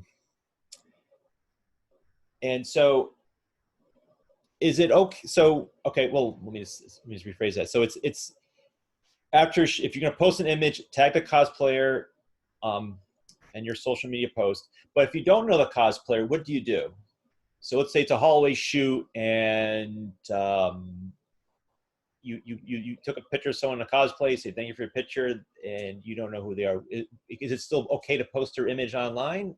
Or should you first get their screen name or their stage name before sharing that? What do you guys think? I think something that is really helpful is if on Facebook, like any convention or something, if this is like a hall convention shot, you know, like, oh, I got this really cool shot. If you're in the Facebook group for that convention, if you post it in there, like 9 times out of 10, I think somebody else will know that person and tag that person. And I think that's a really good way of getting that photo tagged. Yeah, so basically, if you're doing a lot of hallway shots, post into the Facebook group for the convention, and then maybe someone will just say, like, I don't know who this, tag if you know who this cosplayer is. And usually someone will chime in and say, yeah, this is Mink or Carley Quinn. Okay. What kind of language should you use when you're describing the person's cosplay? Well, actually, no, I'll skip that. Anything else you guys want to add about what should you include when you're posting someone's image online and you're tagging them? Yeah, you should always include social media links as relevant. So if I'm posting on Instagram and I know my photographer has an Instagram social media link, I need to make sure that I cross-post to their Instagram. If they don't have an Instagram, then yeah, I'll go through the effort of posting where you can find them. But if you're posting on a certain social media platform, you'd like to have that nice correspondence to the other person's social media platform to make it easier for people to go and follow them. So as a photographer, I would hope that a photographer would tag me on Facebook using my Facebook social media platform, or if they're using Twitter, they would tag me on Twitter. If they're using Facebook and they tag me, but they just like write Mink the Satyr parens Instagram, that doesn't give anybody a link. And not that I don't think people are going to, you know, that people aren't going to copy, you know, select the text, copy it, put it into Instagram, search for me and find me. But who am I kidding? No one's going to do that. Unless they really want to find you. Right. Unless they really want to find me, which in this, our modern era, where everything is a single click away, if you have to do 2 or God help you 3 clicks, it's already not worth it. It's a good point. So let's say I'm trying to post an image on Facebook and all I have is your Instagram information. Is it still okay for me to say at so-and-so and then say this is Instagram? Or... If that's the only social media platform they have, most of us cosplayers post cross-platform. So I'm Mink the Satyr. Actually, you can see on the slide because you guys used the back of my business card. I'm Mink the Satyr on everything. When in doubt, assume I have a Mink the Satyr account for it. And so it's easy to then to just be like, oh, maybe they have that on Twitter and I didn't know about it. So that's something that I would just kind of casually float your way. If they don't have that social media, then post to a social media that they do have. Of course, always tag and credit the person that you've worked with. Not everybody has Twitter. And I found that's the avenue that I have the most difficulty tagging the photographers that I've worked with. But if that's the case, then rather than just writing their name and putting a parenthetical that it's on Instagram, I'll just copy their Instagram page link. So then on Twitter, my tweet would become a link, so that anyone is only a click away from being able to follow the person who took my photo. Yeah, that's a good idea. Just copy the link to their profile page on Instagram and post that into the Facebook description. That's a good idea. Ain't nobody got time for 3 clicks. I ain't got time for that. Okay, so next topic here is watermarking. This is something a lot of photographers will do with their images. So in the second image there, we have Ant's watermark for a photograph that he took. Now, what are some sort of things that a photographer should do and not do for a watermark? I know, Ty, you don't have a watermark on you don't have a logo yet, but I know you're working on one. I should hear from man. Yeah, I don't like watermarks, so I don't watermark my photos. I think Ant's done a great job on his here, because recently I was just someone posted on so I saw someone posting, a photographer posting on Facebook recently, and was looking at their photos post on Facebook, and they had one photo that I thought was just beautiful, but the watermark took up like a third. I think it took up like a third of the image and really distracted. And also it was like a large white watermark on like a dark background. It just sort of like drew your attention away from the rest of the image. So I think Ant has the right approach here. Something that's not distracting from the work. Yep. Especially because your watermark, yes, they represent who you are. They represent that, hey, I took this photo, but at the same time, you are also showing somebody else's work. So it's always better to showcase that. And then a little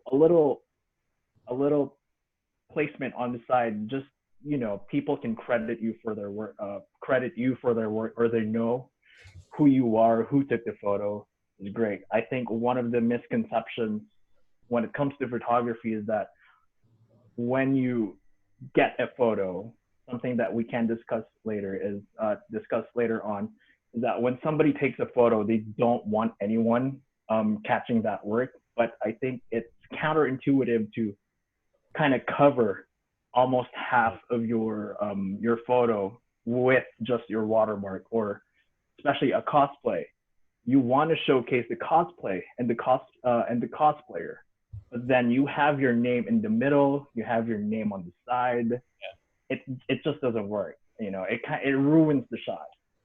So for me, it's always like a little bit of branding, just put it on the side, just so people know who you are, but still be able to showcase that work and not distract you from the actual photo. Mm-hmm. Now, is it okay for a cosplayer to remove your watermark using Photoshop, using the heel brush, or is that a no-no? No. I'll be honest, no. That's a little bit disrespectful, because why not give the photographer credit? If it's really a photo that you really like, I think it's always good to credit your photographer for the work that they put in. If you want their watermarks removed, reach out to the photographer, ask if you can have an image where it's clear, but still credit them in your comments and tag them on your post is, I think, very, very important. Yeah. Because it's a partnership, you know. If you like their photo now and future projects, then you guys will be able to work together. Yep. 9 times out of 10, if a cosplayer is trying to remove your watermark, it's because they like your photo so much that they want prints of it, and they don't want your watermark in the print.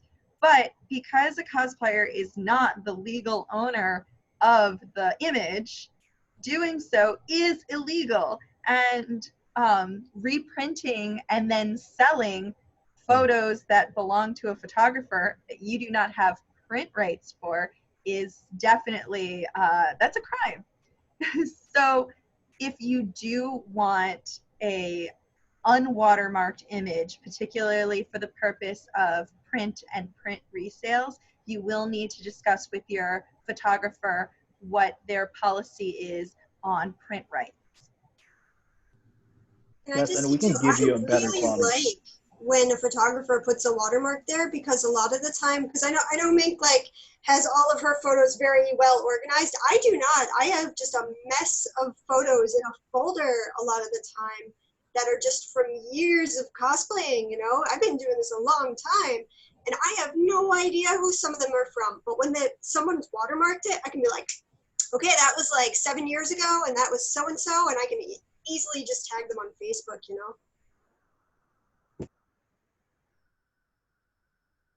The final point on here is, I guess we already addressed it, providing a consistent screen name throughout all platforms. And Mink gave us a little sample card on there that shows the platform name / Mink the Satyr. I've had people, cosplayers, give me their card, and every single account had a totally different screen name, which was very difficult to keep track of, and usually involved numbers and letters or just totally different name altogether. So try to keep it consistent, because that way for us photographers, it's a lot easier to tag you and find you, etc.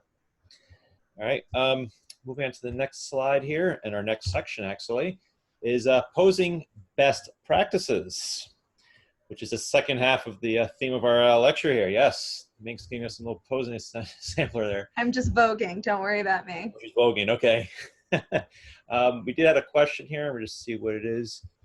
Or is it just a comment?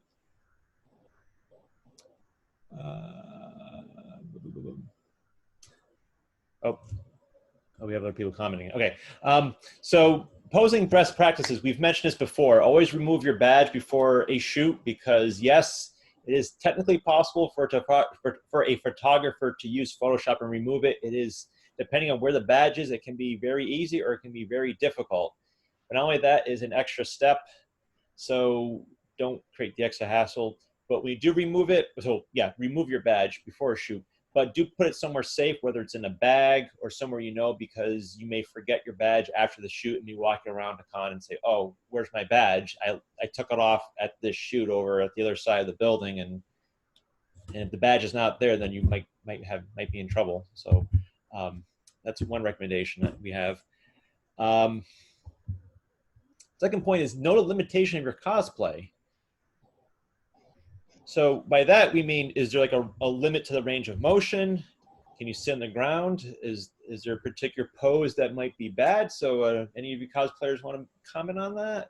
Well, limitations of your cosplay. What kind of limitations? Perhaps the mermaid wants to talk about the limitations of Yes. your cosplay. Yeah. So yeah, know your limitations of your cosplay. Again, hello, I am MakeupMermaidCosplay. I have done a lot of mermaid performances and a lot of mermaid cosplays and AUs and stuff like that. So knowing that once I am down in a spot, it's going to be very hard to move me. That kind of comes into play when picking out locations and poses.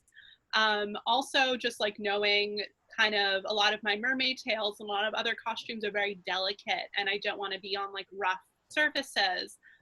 Or like certain rocks that could hurt my cosplays or hurt my mermaid equipment and stuff like that. So kind of knowing that, and also some cosplays are more tight fitting, some are a little bit more revealing. So being careful and knowing like the angles which are comfortable being shot at and which are make you uncomfortable. Yeah, so, and also knowing that like after a while, like certain kind of elements of cosplay can kind of wear down and stuff like that. So like, yeah, just knowing how long lasting your cosplay is. I always try and build my cosplays so that they last a very long time. But again, if you're going to be really rough with something, literally I'll be in photo shoots where people, you know, will want to do like group photos and stuff like that. And I'm just like, be very delicate with certain cosplays. Like do not, you know, just start grabbing at certain things. So be very gentle, even if you're doing photos that's like in a fight scene or something like that. So being gentle with your cosplay and gentle with the locations you're in.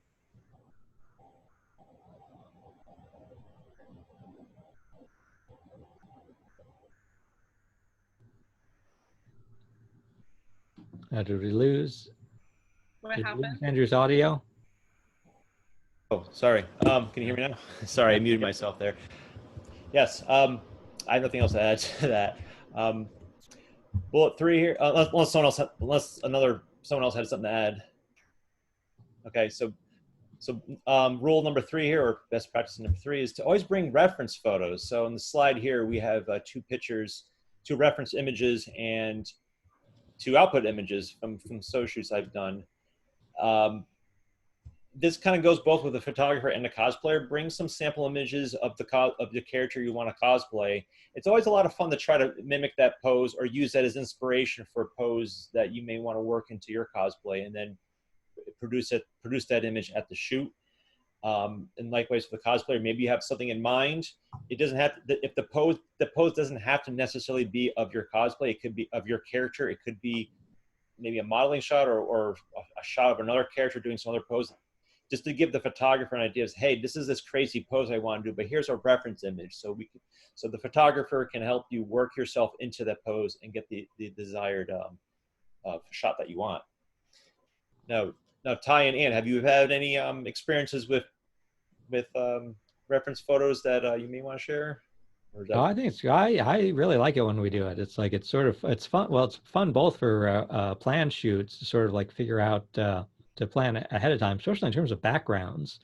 Like I'll try to come up with a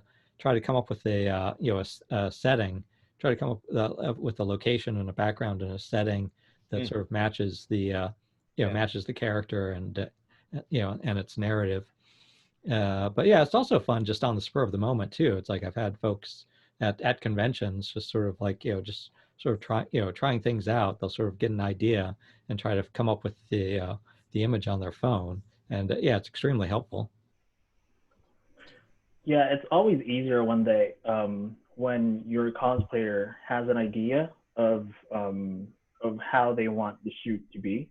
So they send you reference photos. And also as a photographer, when you have ideas, when you're doing your research about the costume that your cosplayer is going to be bringing in, it's also great to have that kind of marriage into the process while you're planning your photo shoot. So there's already a back and forth.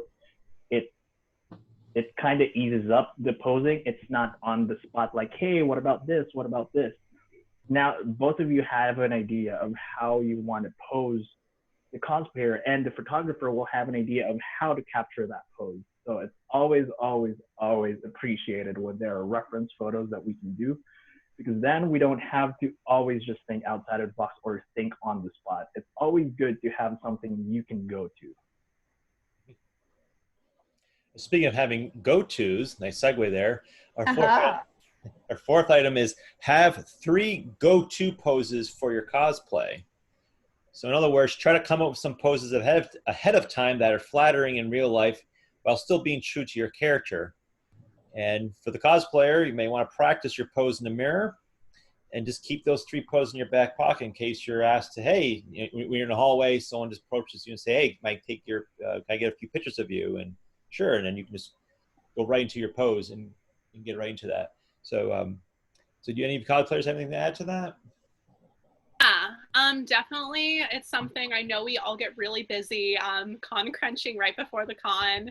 So let alone having time to cause test and then even get in some character work. But I find that it can be really important to just kind of know the best angles for the cosplay, know the character, get into kind of the another fun side of cosplay, which is kind of character work and like what kind of poses your character would be doing. You know, there are certain kind of tropes and stuff like that for certain types of characters that you can always work off of. But doing really cool like individual poses for all your characters. I always love to show up to cons with a few themed poses just ready to whip out for haul shots, as well as just to kind of get the creative juices flowing for paid or other kind of pre-arranged shoots as well. It can just make things feel a lot more comfortable for the cosplayer and lead to better photos overall. So have fun with the character work. Now, Carley, you tend to cosplay just Harley Quinn. Now, do you have the same poses for every particular version of Harley Quinn, or do you have like a different set for every version of Harley Quinn? A lot of them are similar, but some things work better for certain versions than other versions. Like, and often it depends on the prop, like a hammer versus a bat or a gun. But like Amikami Harley Quinn has a hat that's like a giant cupcake. So I mean, the poses for that version of Harley are very different. But a lot of the time, doing something kind of showy, like is often very just useful for Harley. So yes and no. Okay. Now, before I move to the next slide here, there was one comment in the channel that kind of went over the watermarks thing. I just want to bring it up. The question was that Instagram can actually remove watermarks unintentionally on photos that are trying to post. So one comment is for photographers to provide an Instagram-friendly version of a photograph so that when it's posted, the watermark isn't inadvertently removed by the system, so to speak. Yeah, I've noticed. Yeah, Instagram. Yeah, like I said, I really like square photos and 4x5 photos. So often, but if I've cropped the photo in a different with different dimensions, but I'll try to like provide the cosplayer with the square or 4x5 version, either crop it that way myself or sometimes I'll just like create like a 4x5 background and put my photo on top of that. So maybe there's just like white on the sides. Like I like that much better than Instagram trying to sort of like do something to the photo. I found the resolution of 1080 by 1350 is what Instagram likes the best. You can Google the resolutions that they like, but that one, if you're trying to get a vertical image, use that image. It tends to, not only does it prevent it from being cropped, but it also prevents it from being scaled down so it doesn't look fuzzy. There's no post-processing, so you get a much sharper image when you do that. Yeah, hopefully. Well, in my experience, Instagram just sort of often will like, make my photos look not as good. Yeah. And I'm still struggling. I'm still struggling with that. I've heard things like, try to make it really sharp, because it's not gonna be as sharp once it's on Instagram, for example. There are also some apps that could be helpful for cosplayers who want to try and keep the full sizing of the photos. Even if they do get the quality goes down a little bit, at least keeping the size and the original cropping of the photo. One of them that I've used in the past is called Chimera. Basically, there are different options. It will automatically fit it to Instagram. There are a few different types of apps as well.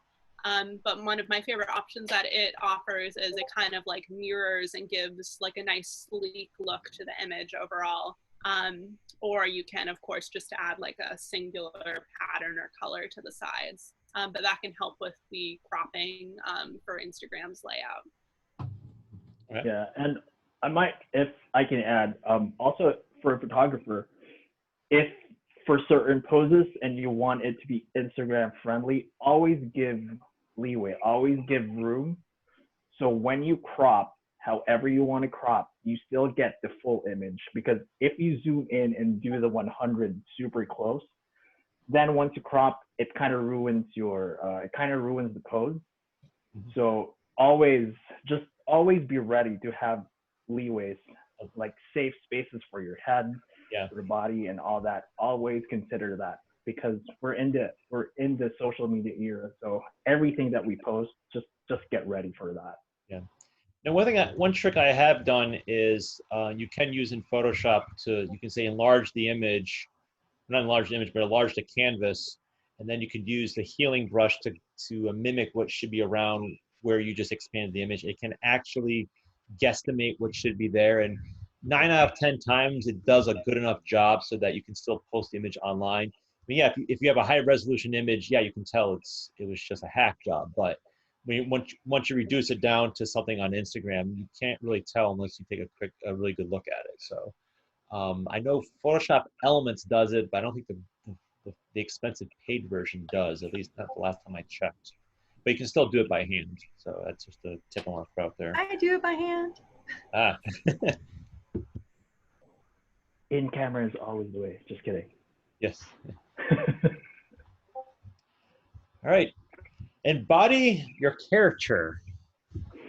Does anyone want to comment on that? Why is it important to embody your character when posing? I think it can be very important to kind of do character work and kind of bring acting into cosplay. Again, it's completely optional. Some people just want to have, the cosplay, the costume on, but I think it adds a really fun aspect to kind of get in and connect with the character. It can lead to a lot more dynamic photos and a lot just more interesting material that comes out of photo shoots if you really know kind of how your character would be interacting, whether it be in group shoots with other characters or what kind of stuff they would be doing alone. For example, my Victor cosplay, I try to be very majestic and princely and do a lot of like traditionally ballet kind of poses versus other characters I might kind of want to like hunch over and like be like, I don't want to be here kind of thing. So being able to like kind of be different types of characters leads to like interesting photos, and it may lead to some uncomfortable poses just physically. Sometimes the more uncomfortable the pose is, the better the end photo. But you'll have some fun times, and don't forget to like exaggerate. It's always good to be told that you're going overboard versus you're not doing enough. So yeah, just have fun and like exaggerate with your poses and get like really into it. So use a lot of fun facial expression and like kind of get into like the acting of cosplay. One quick little suggestion that I will add that is just something to keep in mind when you're posing is your eye line is very important. So if you want to do something in full profile, I actually recommend that as a cosplayer, not doing full profile, but ever so slightly 3/4 turning. That usually makes a much stronger photo. even if you're two people supposed to be engaged with one another, whether like you're fighting or you're doing like you're trying to reenact a scene, staging a 3/4 turn rather than a full profile turn will make a more dynamic image. Similarly, you want to be conscious of what your eyes are doing. If you like hyper look off to the side, you're going to look like you have demon white eyes, and that's terrifying. So my recommendation is when you need to look like you're looking off in a particular direction, just ever so slightly look more inward than where you think your gaze really is going. Because at the end of the day, you want your photo to look like you're looking off longingly into the distance, not that you are terrifyingly allowing your eyes to roll back into your head. And there is a difference in the pictures, and it took me years to figure out that what I thought was completely natural looks horrible on camera. So learn from my fail. You can see Ant back there doing some nice posing for us. It's very Tai Chi of you. Also, I just want to add that when a cosplayer embodies a character, I find it the best, most personal images are ones where they mix the character and that person's own dynamic. It's like in the picture I have in the frame there. That's both Lauren and Cosplay. She usually does this little thing with her nose in her photographs. So once in a while she'll just sneak that in there. But that's really like her thing. And so she's doing a pink diamond cosplay, but then she's doing a thing with her nose that just kind of gives it her own signature. That's one thing I want to add about embodying your character. All right, next one is, I guess we kind of mentioned this quite a bit throughout this panel, is just be able to communicate during the shoot. And why is that important? So for the photographer, it's important to say if a pose looked bad, to just make corrections, because you don't want to take a picture, have a bad picture on the camera and just share that, because that's kind of defeats the purpose of hiring a professional photographer. And if you see an issue with a costume, like these, or maybe with the hair prop, say something. Make sure that correction is made, because you don't want to do the edit in post. Now, I think, Ant, you gave a really interesting story where there was something wrong with their prop, and you just kind of let it go because for you, it was just easier to just fix it in post-production than to spend like 20 minutes trying to fix the prop. Was it me? I think that was you. Are you sure? Yeah, you said sure?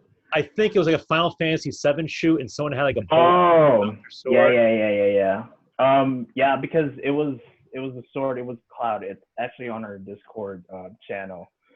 It's just a little button that you can if it's something that you can fix, that'll, instead of stopping the flow of the shoot, you still want to let them know, because everything is easier in camera. It's also good that when you communicate something with your cosplayer, be encouraging, because if you just say, it's ugly, this one doesn't work, it's really disheartening if you're the one getting photographed, that you're told that, this is not turning out how I want it to be. You should be careful with your words. You should encourage more. Why don't we try something different? Why don't we try this? You have to be able to, when communicating, it's not just about telling them what to do. It's also telling them how they're able to do it more, how they're able to express it properly. If you want them to move their chin down, because sometimes the double chin is unavoidable, when they're looking up, you just tell them nicely, why don't we try and have your chin go down a little bit? Let's have your head forward. It's all about communicating. It's all about communicating it in a better way. We don't want to discourage our cosplayers from doing certain poses because of the comments that we give out. Oh yeah, you want to keep things positive, because basically when you're taking a photo of someone, you're basically photographing, the relationship between, the subject and the photographer. So you want another reason to, you want to have that relationship be positive. So you want to communicate, have very good communication, keep things positive, keep things, keep it happy. Now, Carley, Winn, do you have any posing best practices you like to share? Yeah, so let me just say with Harley in particular, there's a big difference between being like happy and into it and then being like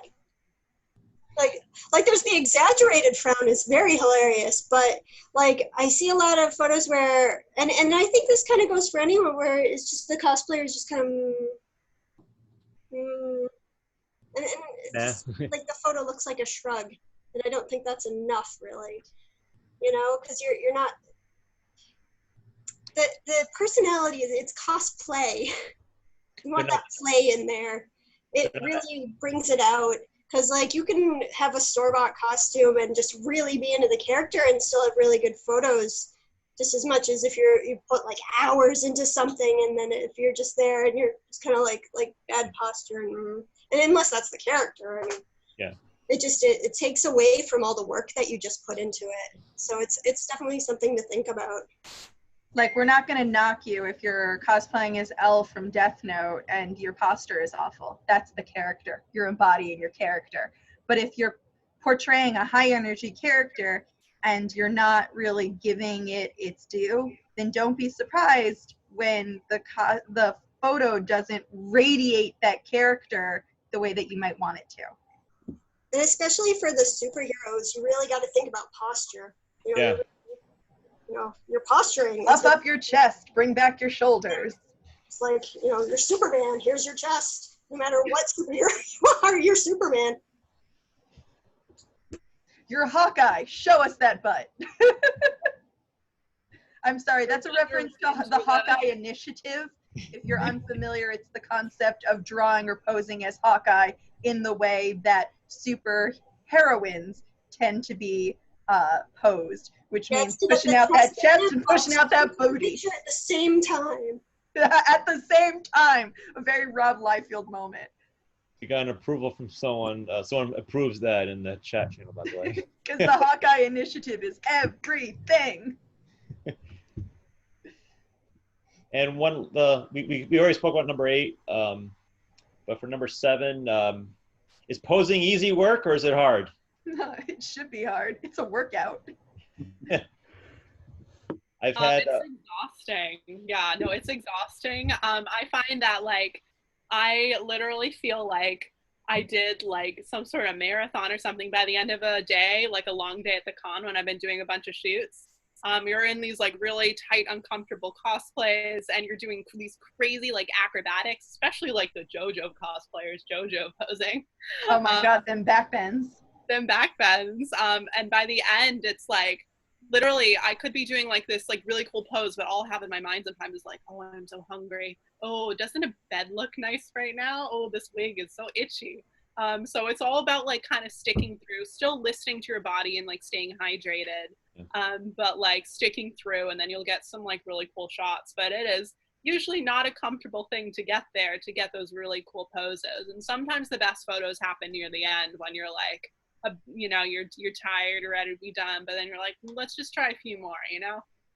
So I often joke that photo shoot day is ab workout day, because like a low-key job that like a lot of us cosplayers do is when it's time to take a picture, we take a big breath in and we hold it, because that kind of brings up your chest, it works out the posture, it brings in your tum a little bit, it streamlines a lot of your form. If you're doing any special turns, like a lot of times we're keeping our hips in one direction in one plane of reality, but our shoulders and torso are in a different plane of reality. And then you hold it for a little while, and that's a really tight workout on the abs. Holy moly, do I feel like I've been to the gym when I cosplay. Yep. Not to mention wigs and other heavy cosplay elements. Certain props, you're literally like lifting weights the whole day, and like holding them above your head and stuff like that. And like, yeah, no, certain wigs. I love doing short hair characters at this point. I've done a lot of long hair characters. I recently added Rapunzel to my repertoire, but That's the longest hair. Longest. Yes, for long hair characters or large hair characters with a lot of volume. That's some neck strain. That's a neck. I will literally lay down and I'll be like, what did I do? And it's just so, yeah. But we do it because we love the art and we love the finished product, and we feel like excited while we're doing it. But sometimes afterwards, or even while we're doing it, we're like, Oh my God. It's a lot, but you know what? Do it for the cosplay is my motto. I've shot out in blizzards and out like underwater, and like in super hot weather. So do it for the cosplay, but stay safe. Carly, you had a comment? Yeah, so on props and like, so when a cosplayer has a big old prop like this, and you want for the photo, you want them to hold it out, you know, for this photo, and they're holding it like this, and you're taking a lot of that photo, and a lot of it, this prop is gonna slowly do this. And that cosplayer, you know, they have no control over it. This is just how bodies work, you know, you're not gonna notice it, you're not gonna feel it, it's just gonna slowly drip. So like, it's something to keep in mind, I guess, both as a cosplayer and the photographer, that you do need a break. Like if you figure out exactly where that spot is, maybe the cosplayer can line it up with an object like out on the horizon or something, like make it as tall as that building or that tree. And then they can just hold it for a second and then say, okay, I'm ready to take the photo. And then you place it there. Cause like, you can't just hold something out forever. Your arms just go down. And I think that's true for any of the big swords. Just anything sort of long and like you're holding it out. Any kind of staffs and other stuff like that as well. Yeah. Staring at bright lights too. Like Yep. if, we would do this thing where it's like, close your eyes and I'm gonna tell you when you can open them. And we'd open it for the photo. Because otherwise you're just staring at a light. Yeah. Also, aside from the physical aspect of doing the poses when you're holding something or looking at something, it's also good to keep in mind that doing the same thing 100 or a bunch of times is not going to be helpful. So you'll want to cycle your poses too and come back to it after, like we've said earlier. If it's something that you want them to hold them like this, but your cosplayers are getting tired, come back to it, do something else, refresh, come at it with a fresher set of arms and a fresher set of eyes.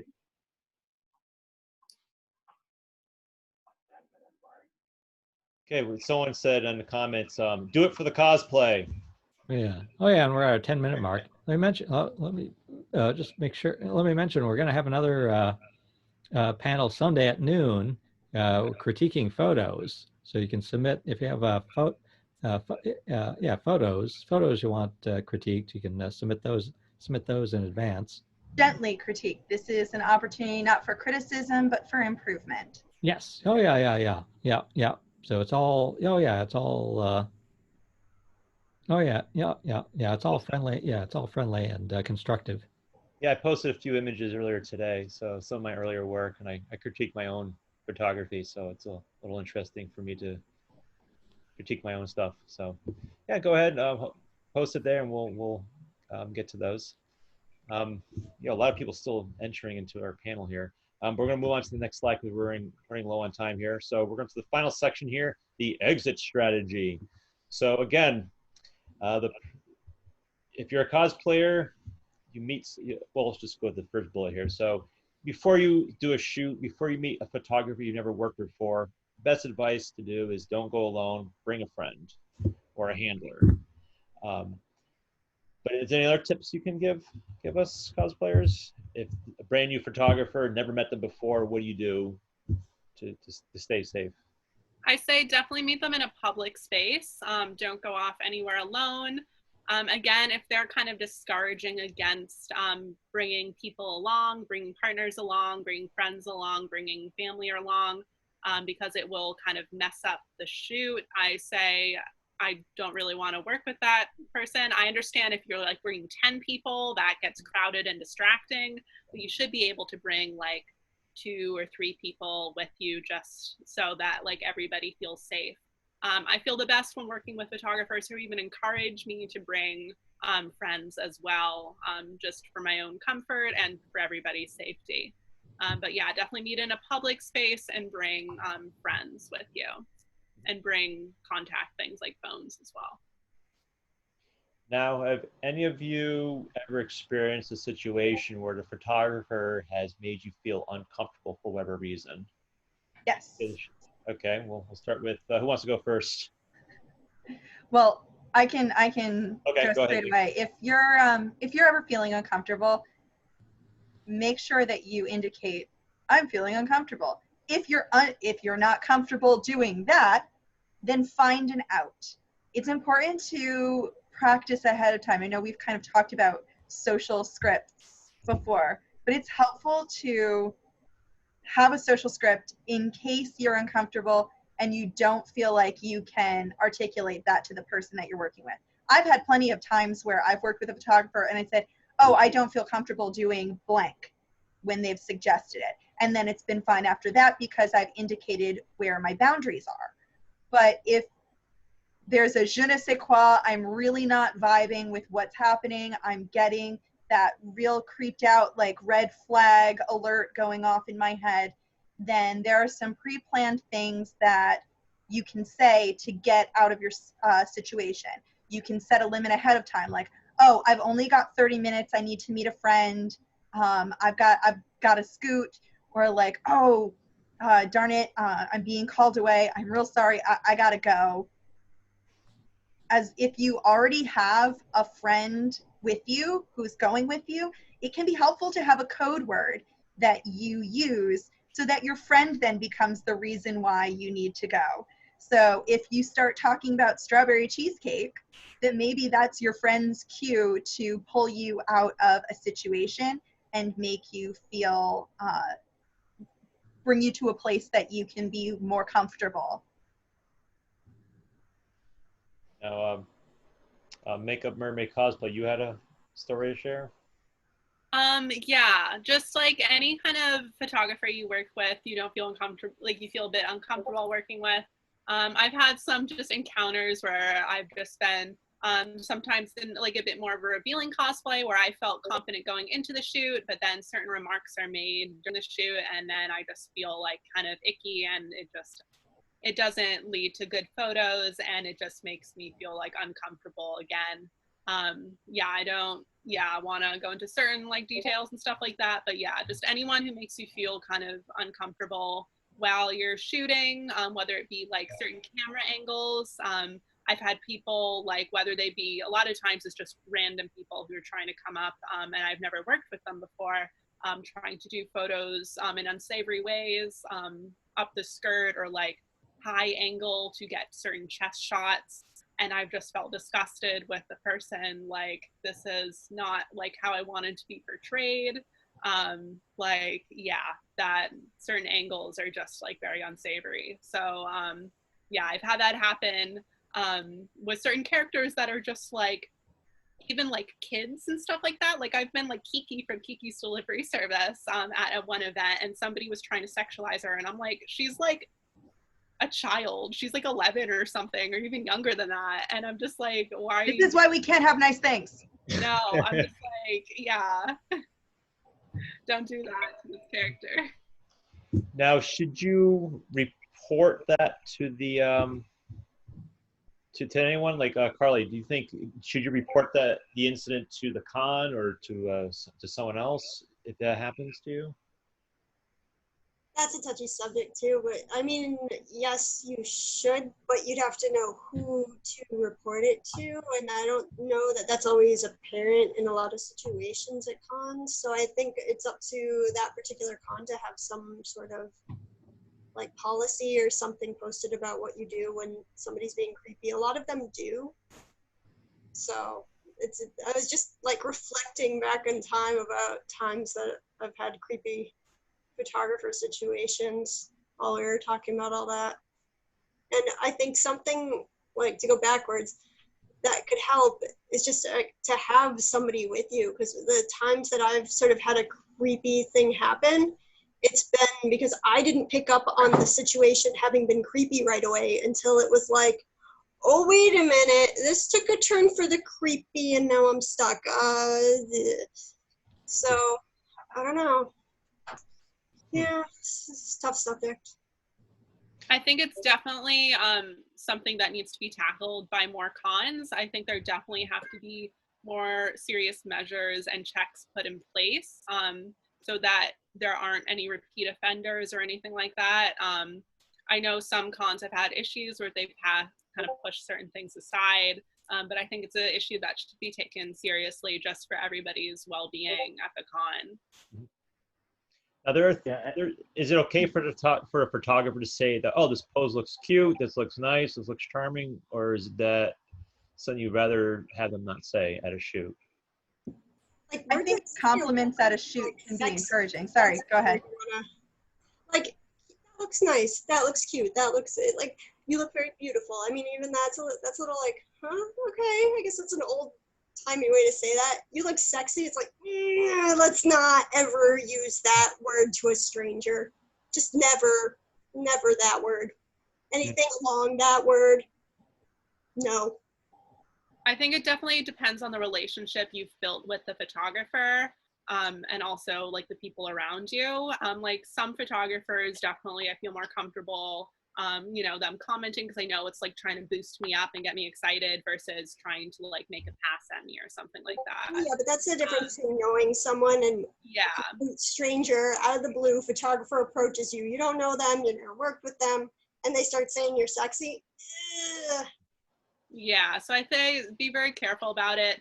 There are certain like terms that don't have to be like sexualizing terms that can still build someone up. So just be careful, like, again, you know, working with different people. They may have had past experiences that you don't know about. So you don't want to like bring up any past experiences for them or have anything, happen. Here's a social script. You look great. I think your costume is awesome. Yes. Commenting on like the construction of the costume or the details of the costume and stuff like that, versus how you necessarily look like in certain poses in the costume might be a good way to go. Yeah. We're running short on time here, so I'm going to go straight to our last slide here. So this is flipping the script here and just saying, if you're a photographer and you encounter a cosplay that makes you uncomfortable, it depends on the situation. If it's a hallway shot, I've usually used this excuse if the shoot's just not going well. I just say, hey, I got what I need, thanks, and just move away. You can do the same thing on a paid shoot as well. Just take the minimum number of photos that you need to take just to avoid suspicion, and just say, hey, I got what I need, thanks, move on. And after that, just refund any payment that you received from them, just so that they don't come after you for saying, hey, I paid for a shoot and you didn't give me my images, whatever. So that way you can avoid having to speak with them. So I know we're short on time here, but Ty, Ant, do you have anything to add to this slide here? No, I said Sunday at noon, we've got our another panel. Yeah. Anything, Ant? If you guys have any other questions, you can get on the Discord, get some photo tips. We have a picture perfect channel. Post your questions there because we're running out of time. We want to give the other panelists time to set up too. So if you have any other questions about this panel, go there. We also have our panel tomorrow where we give out tips on how you can make your photos better with posing and all that. So jump in on that. Should be a fun time. Yep. Okay, so we're out of time here. I'd like to thank everybody for our master course. It was supposed to be a simple discussion, became a master course on etiquette and posing. I'd like to thank everyone, our panelists, everyone who's joined in the chat. And if you have any questions, again, go to our little Discord server. Feel free to ask questions in the cosplay posing channel. We'll answer any questions you may have. So, okay, that's it. Thank you. Good evening. Good night. Goodbye, everybody. Thank you to our guests For coming. Thank you.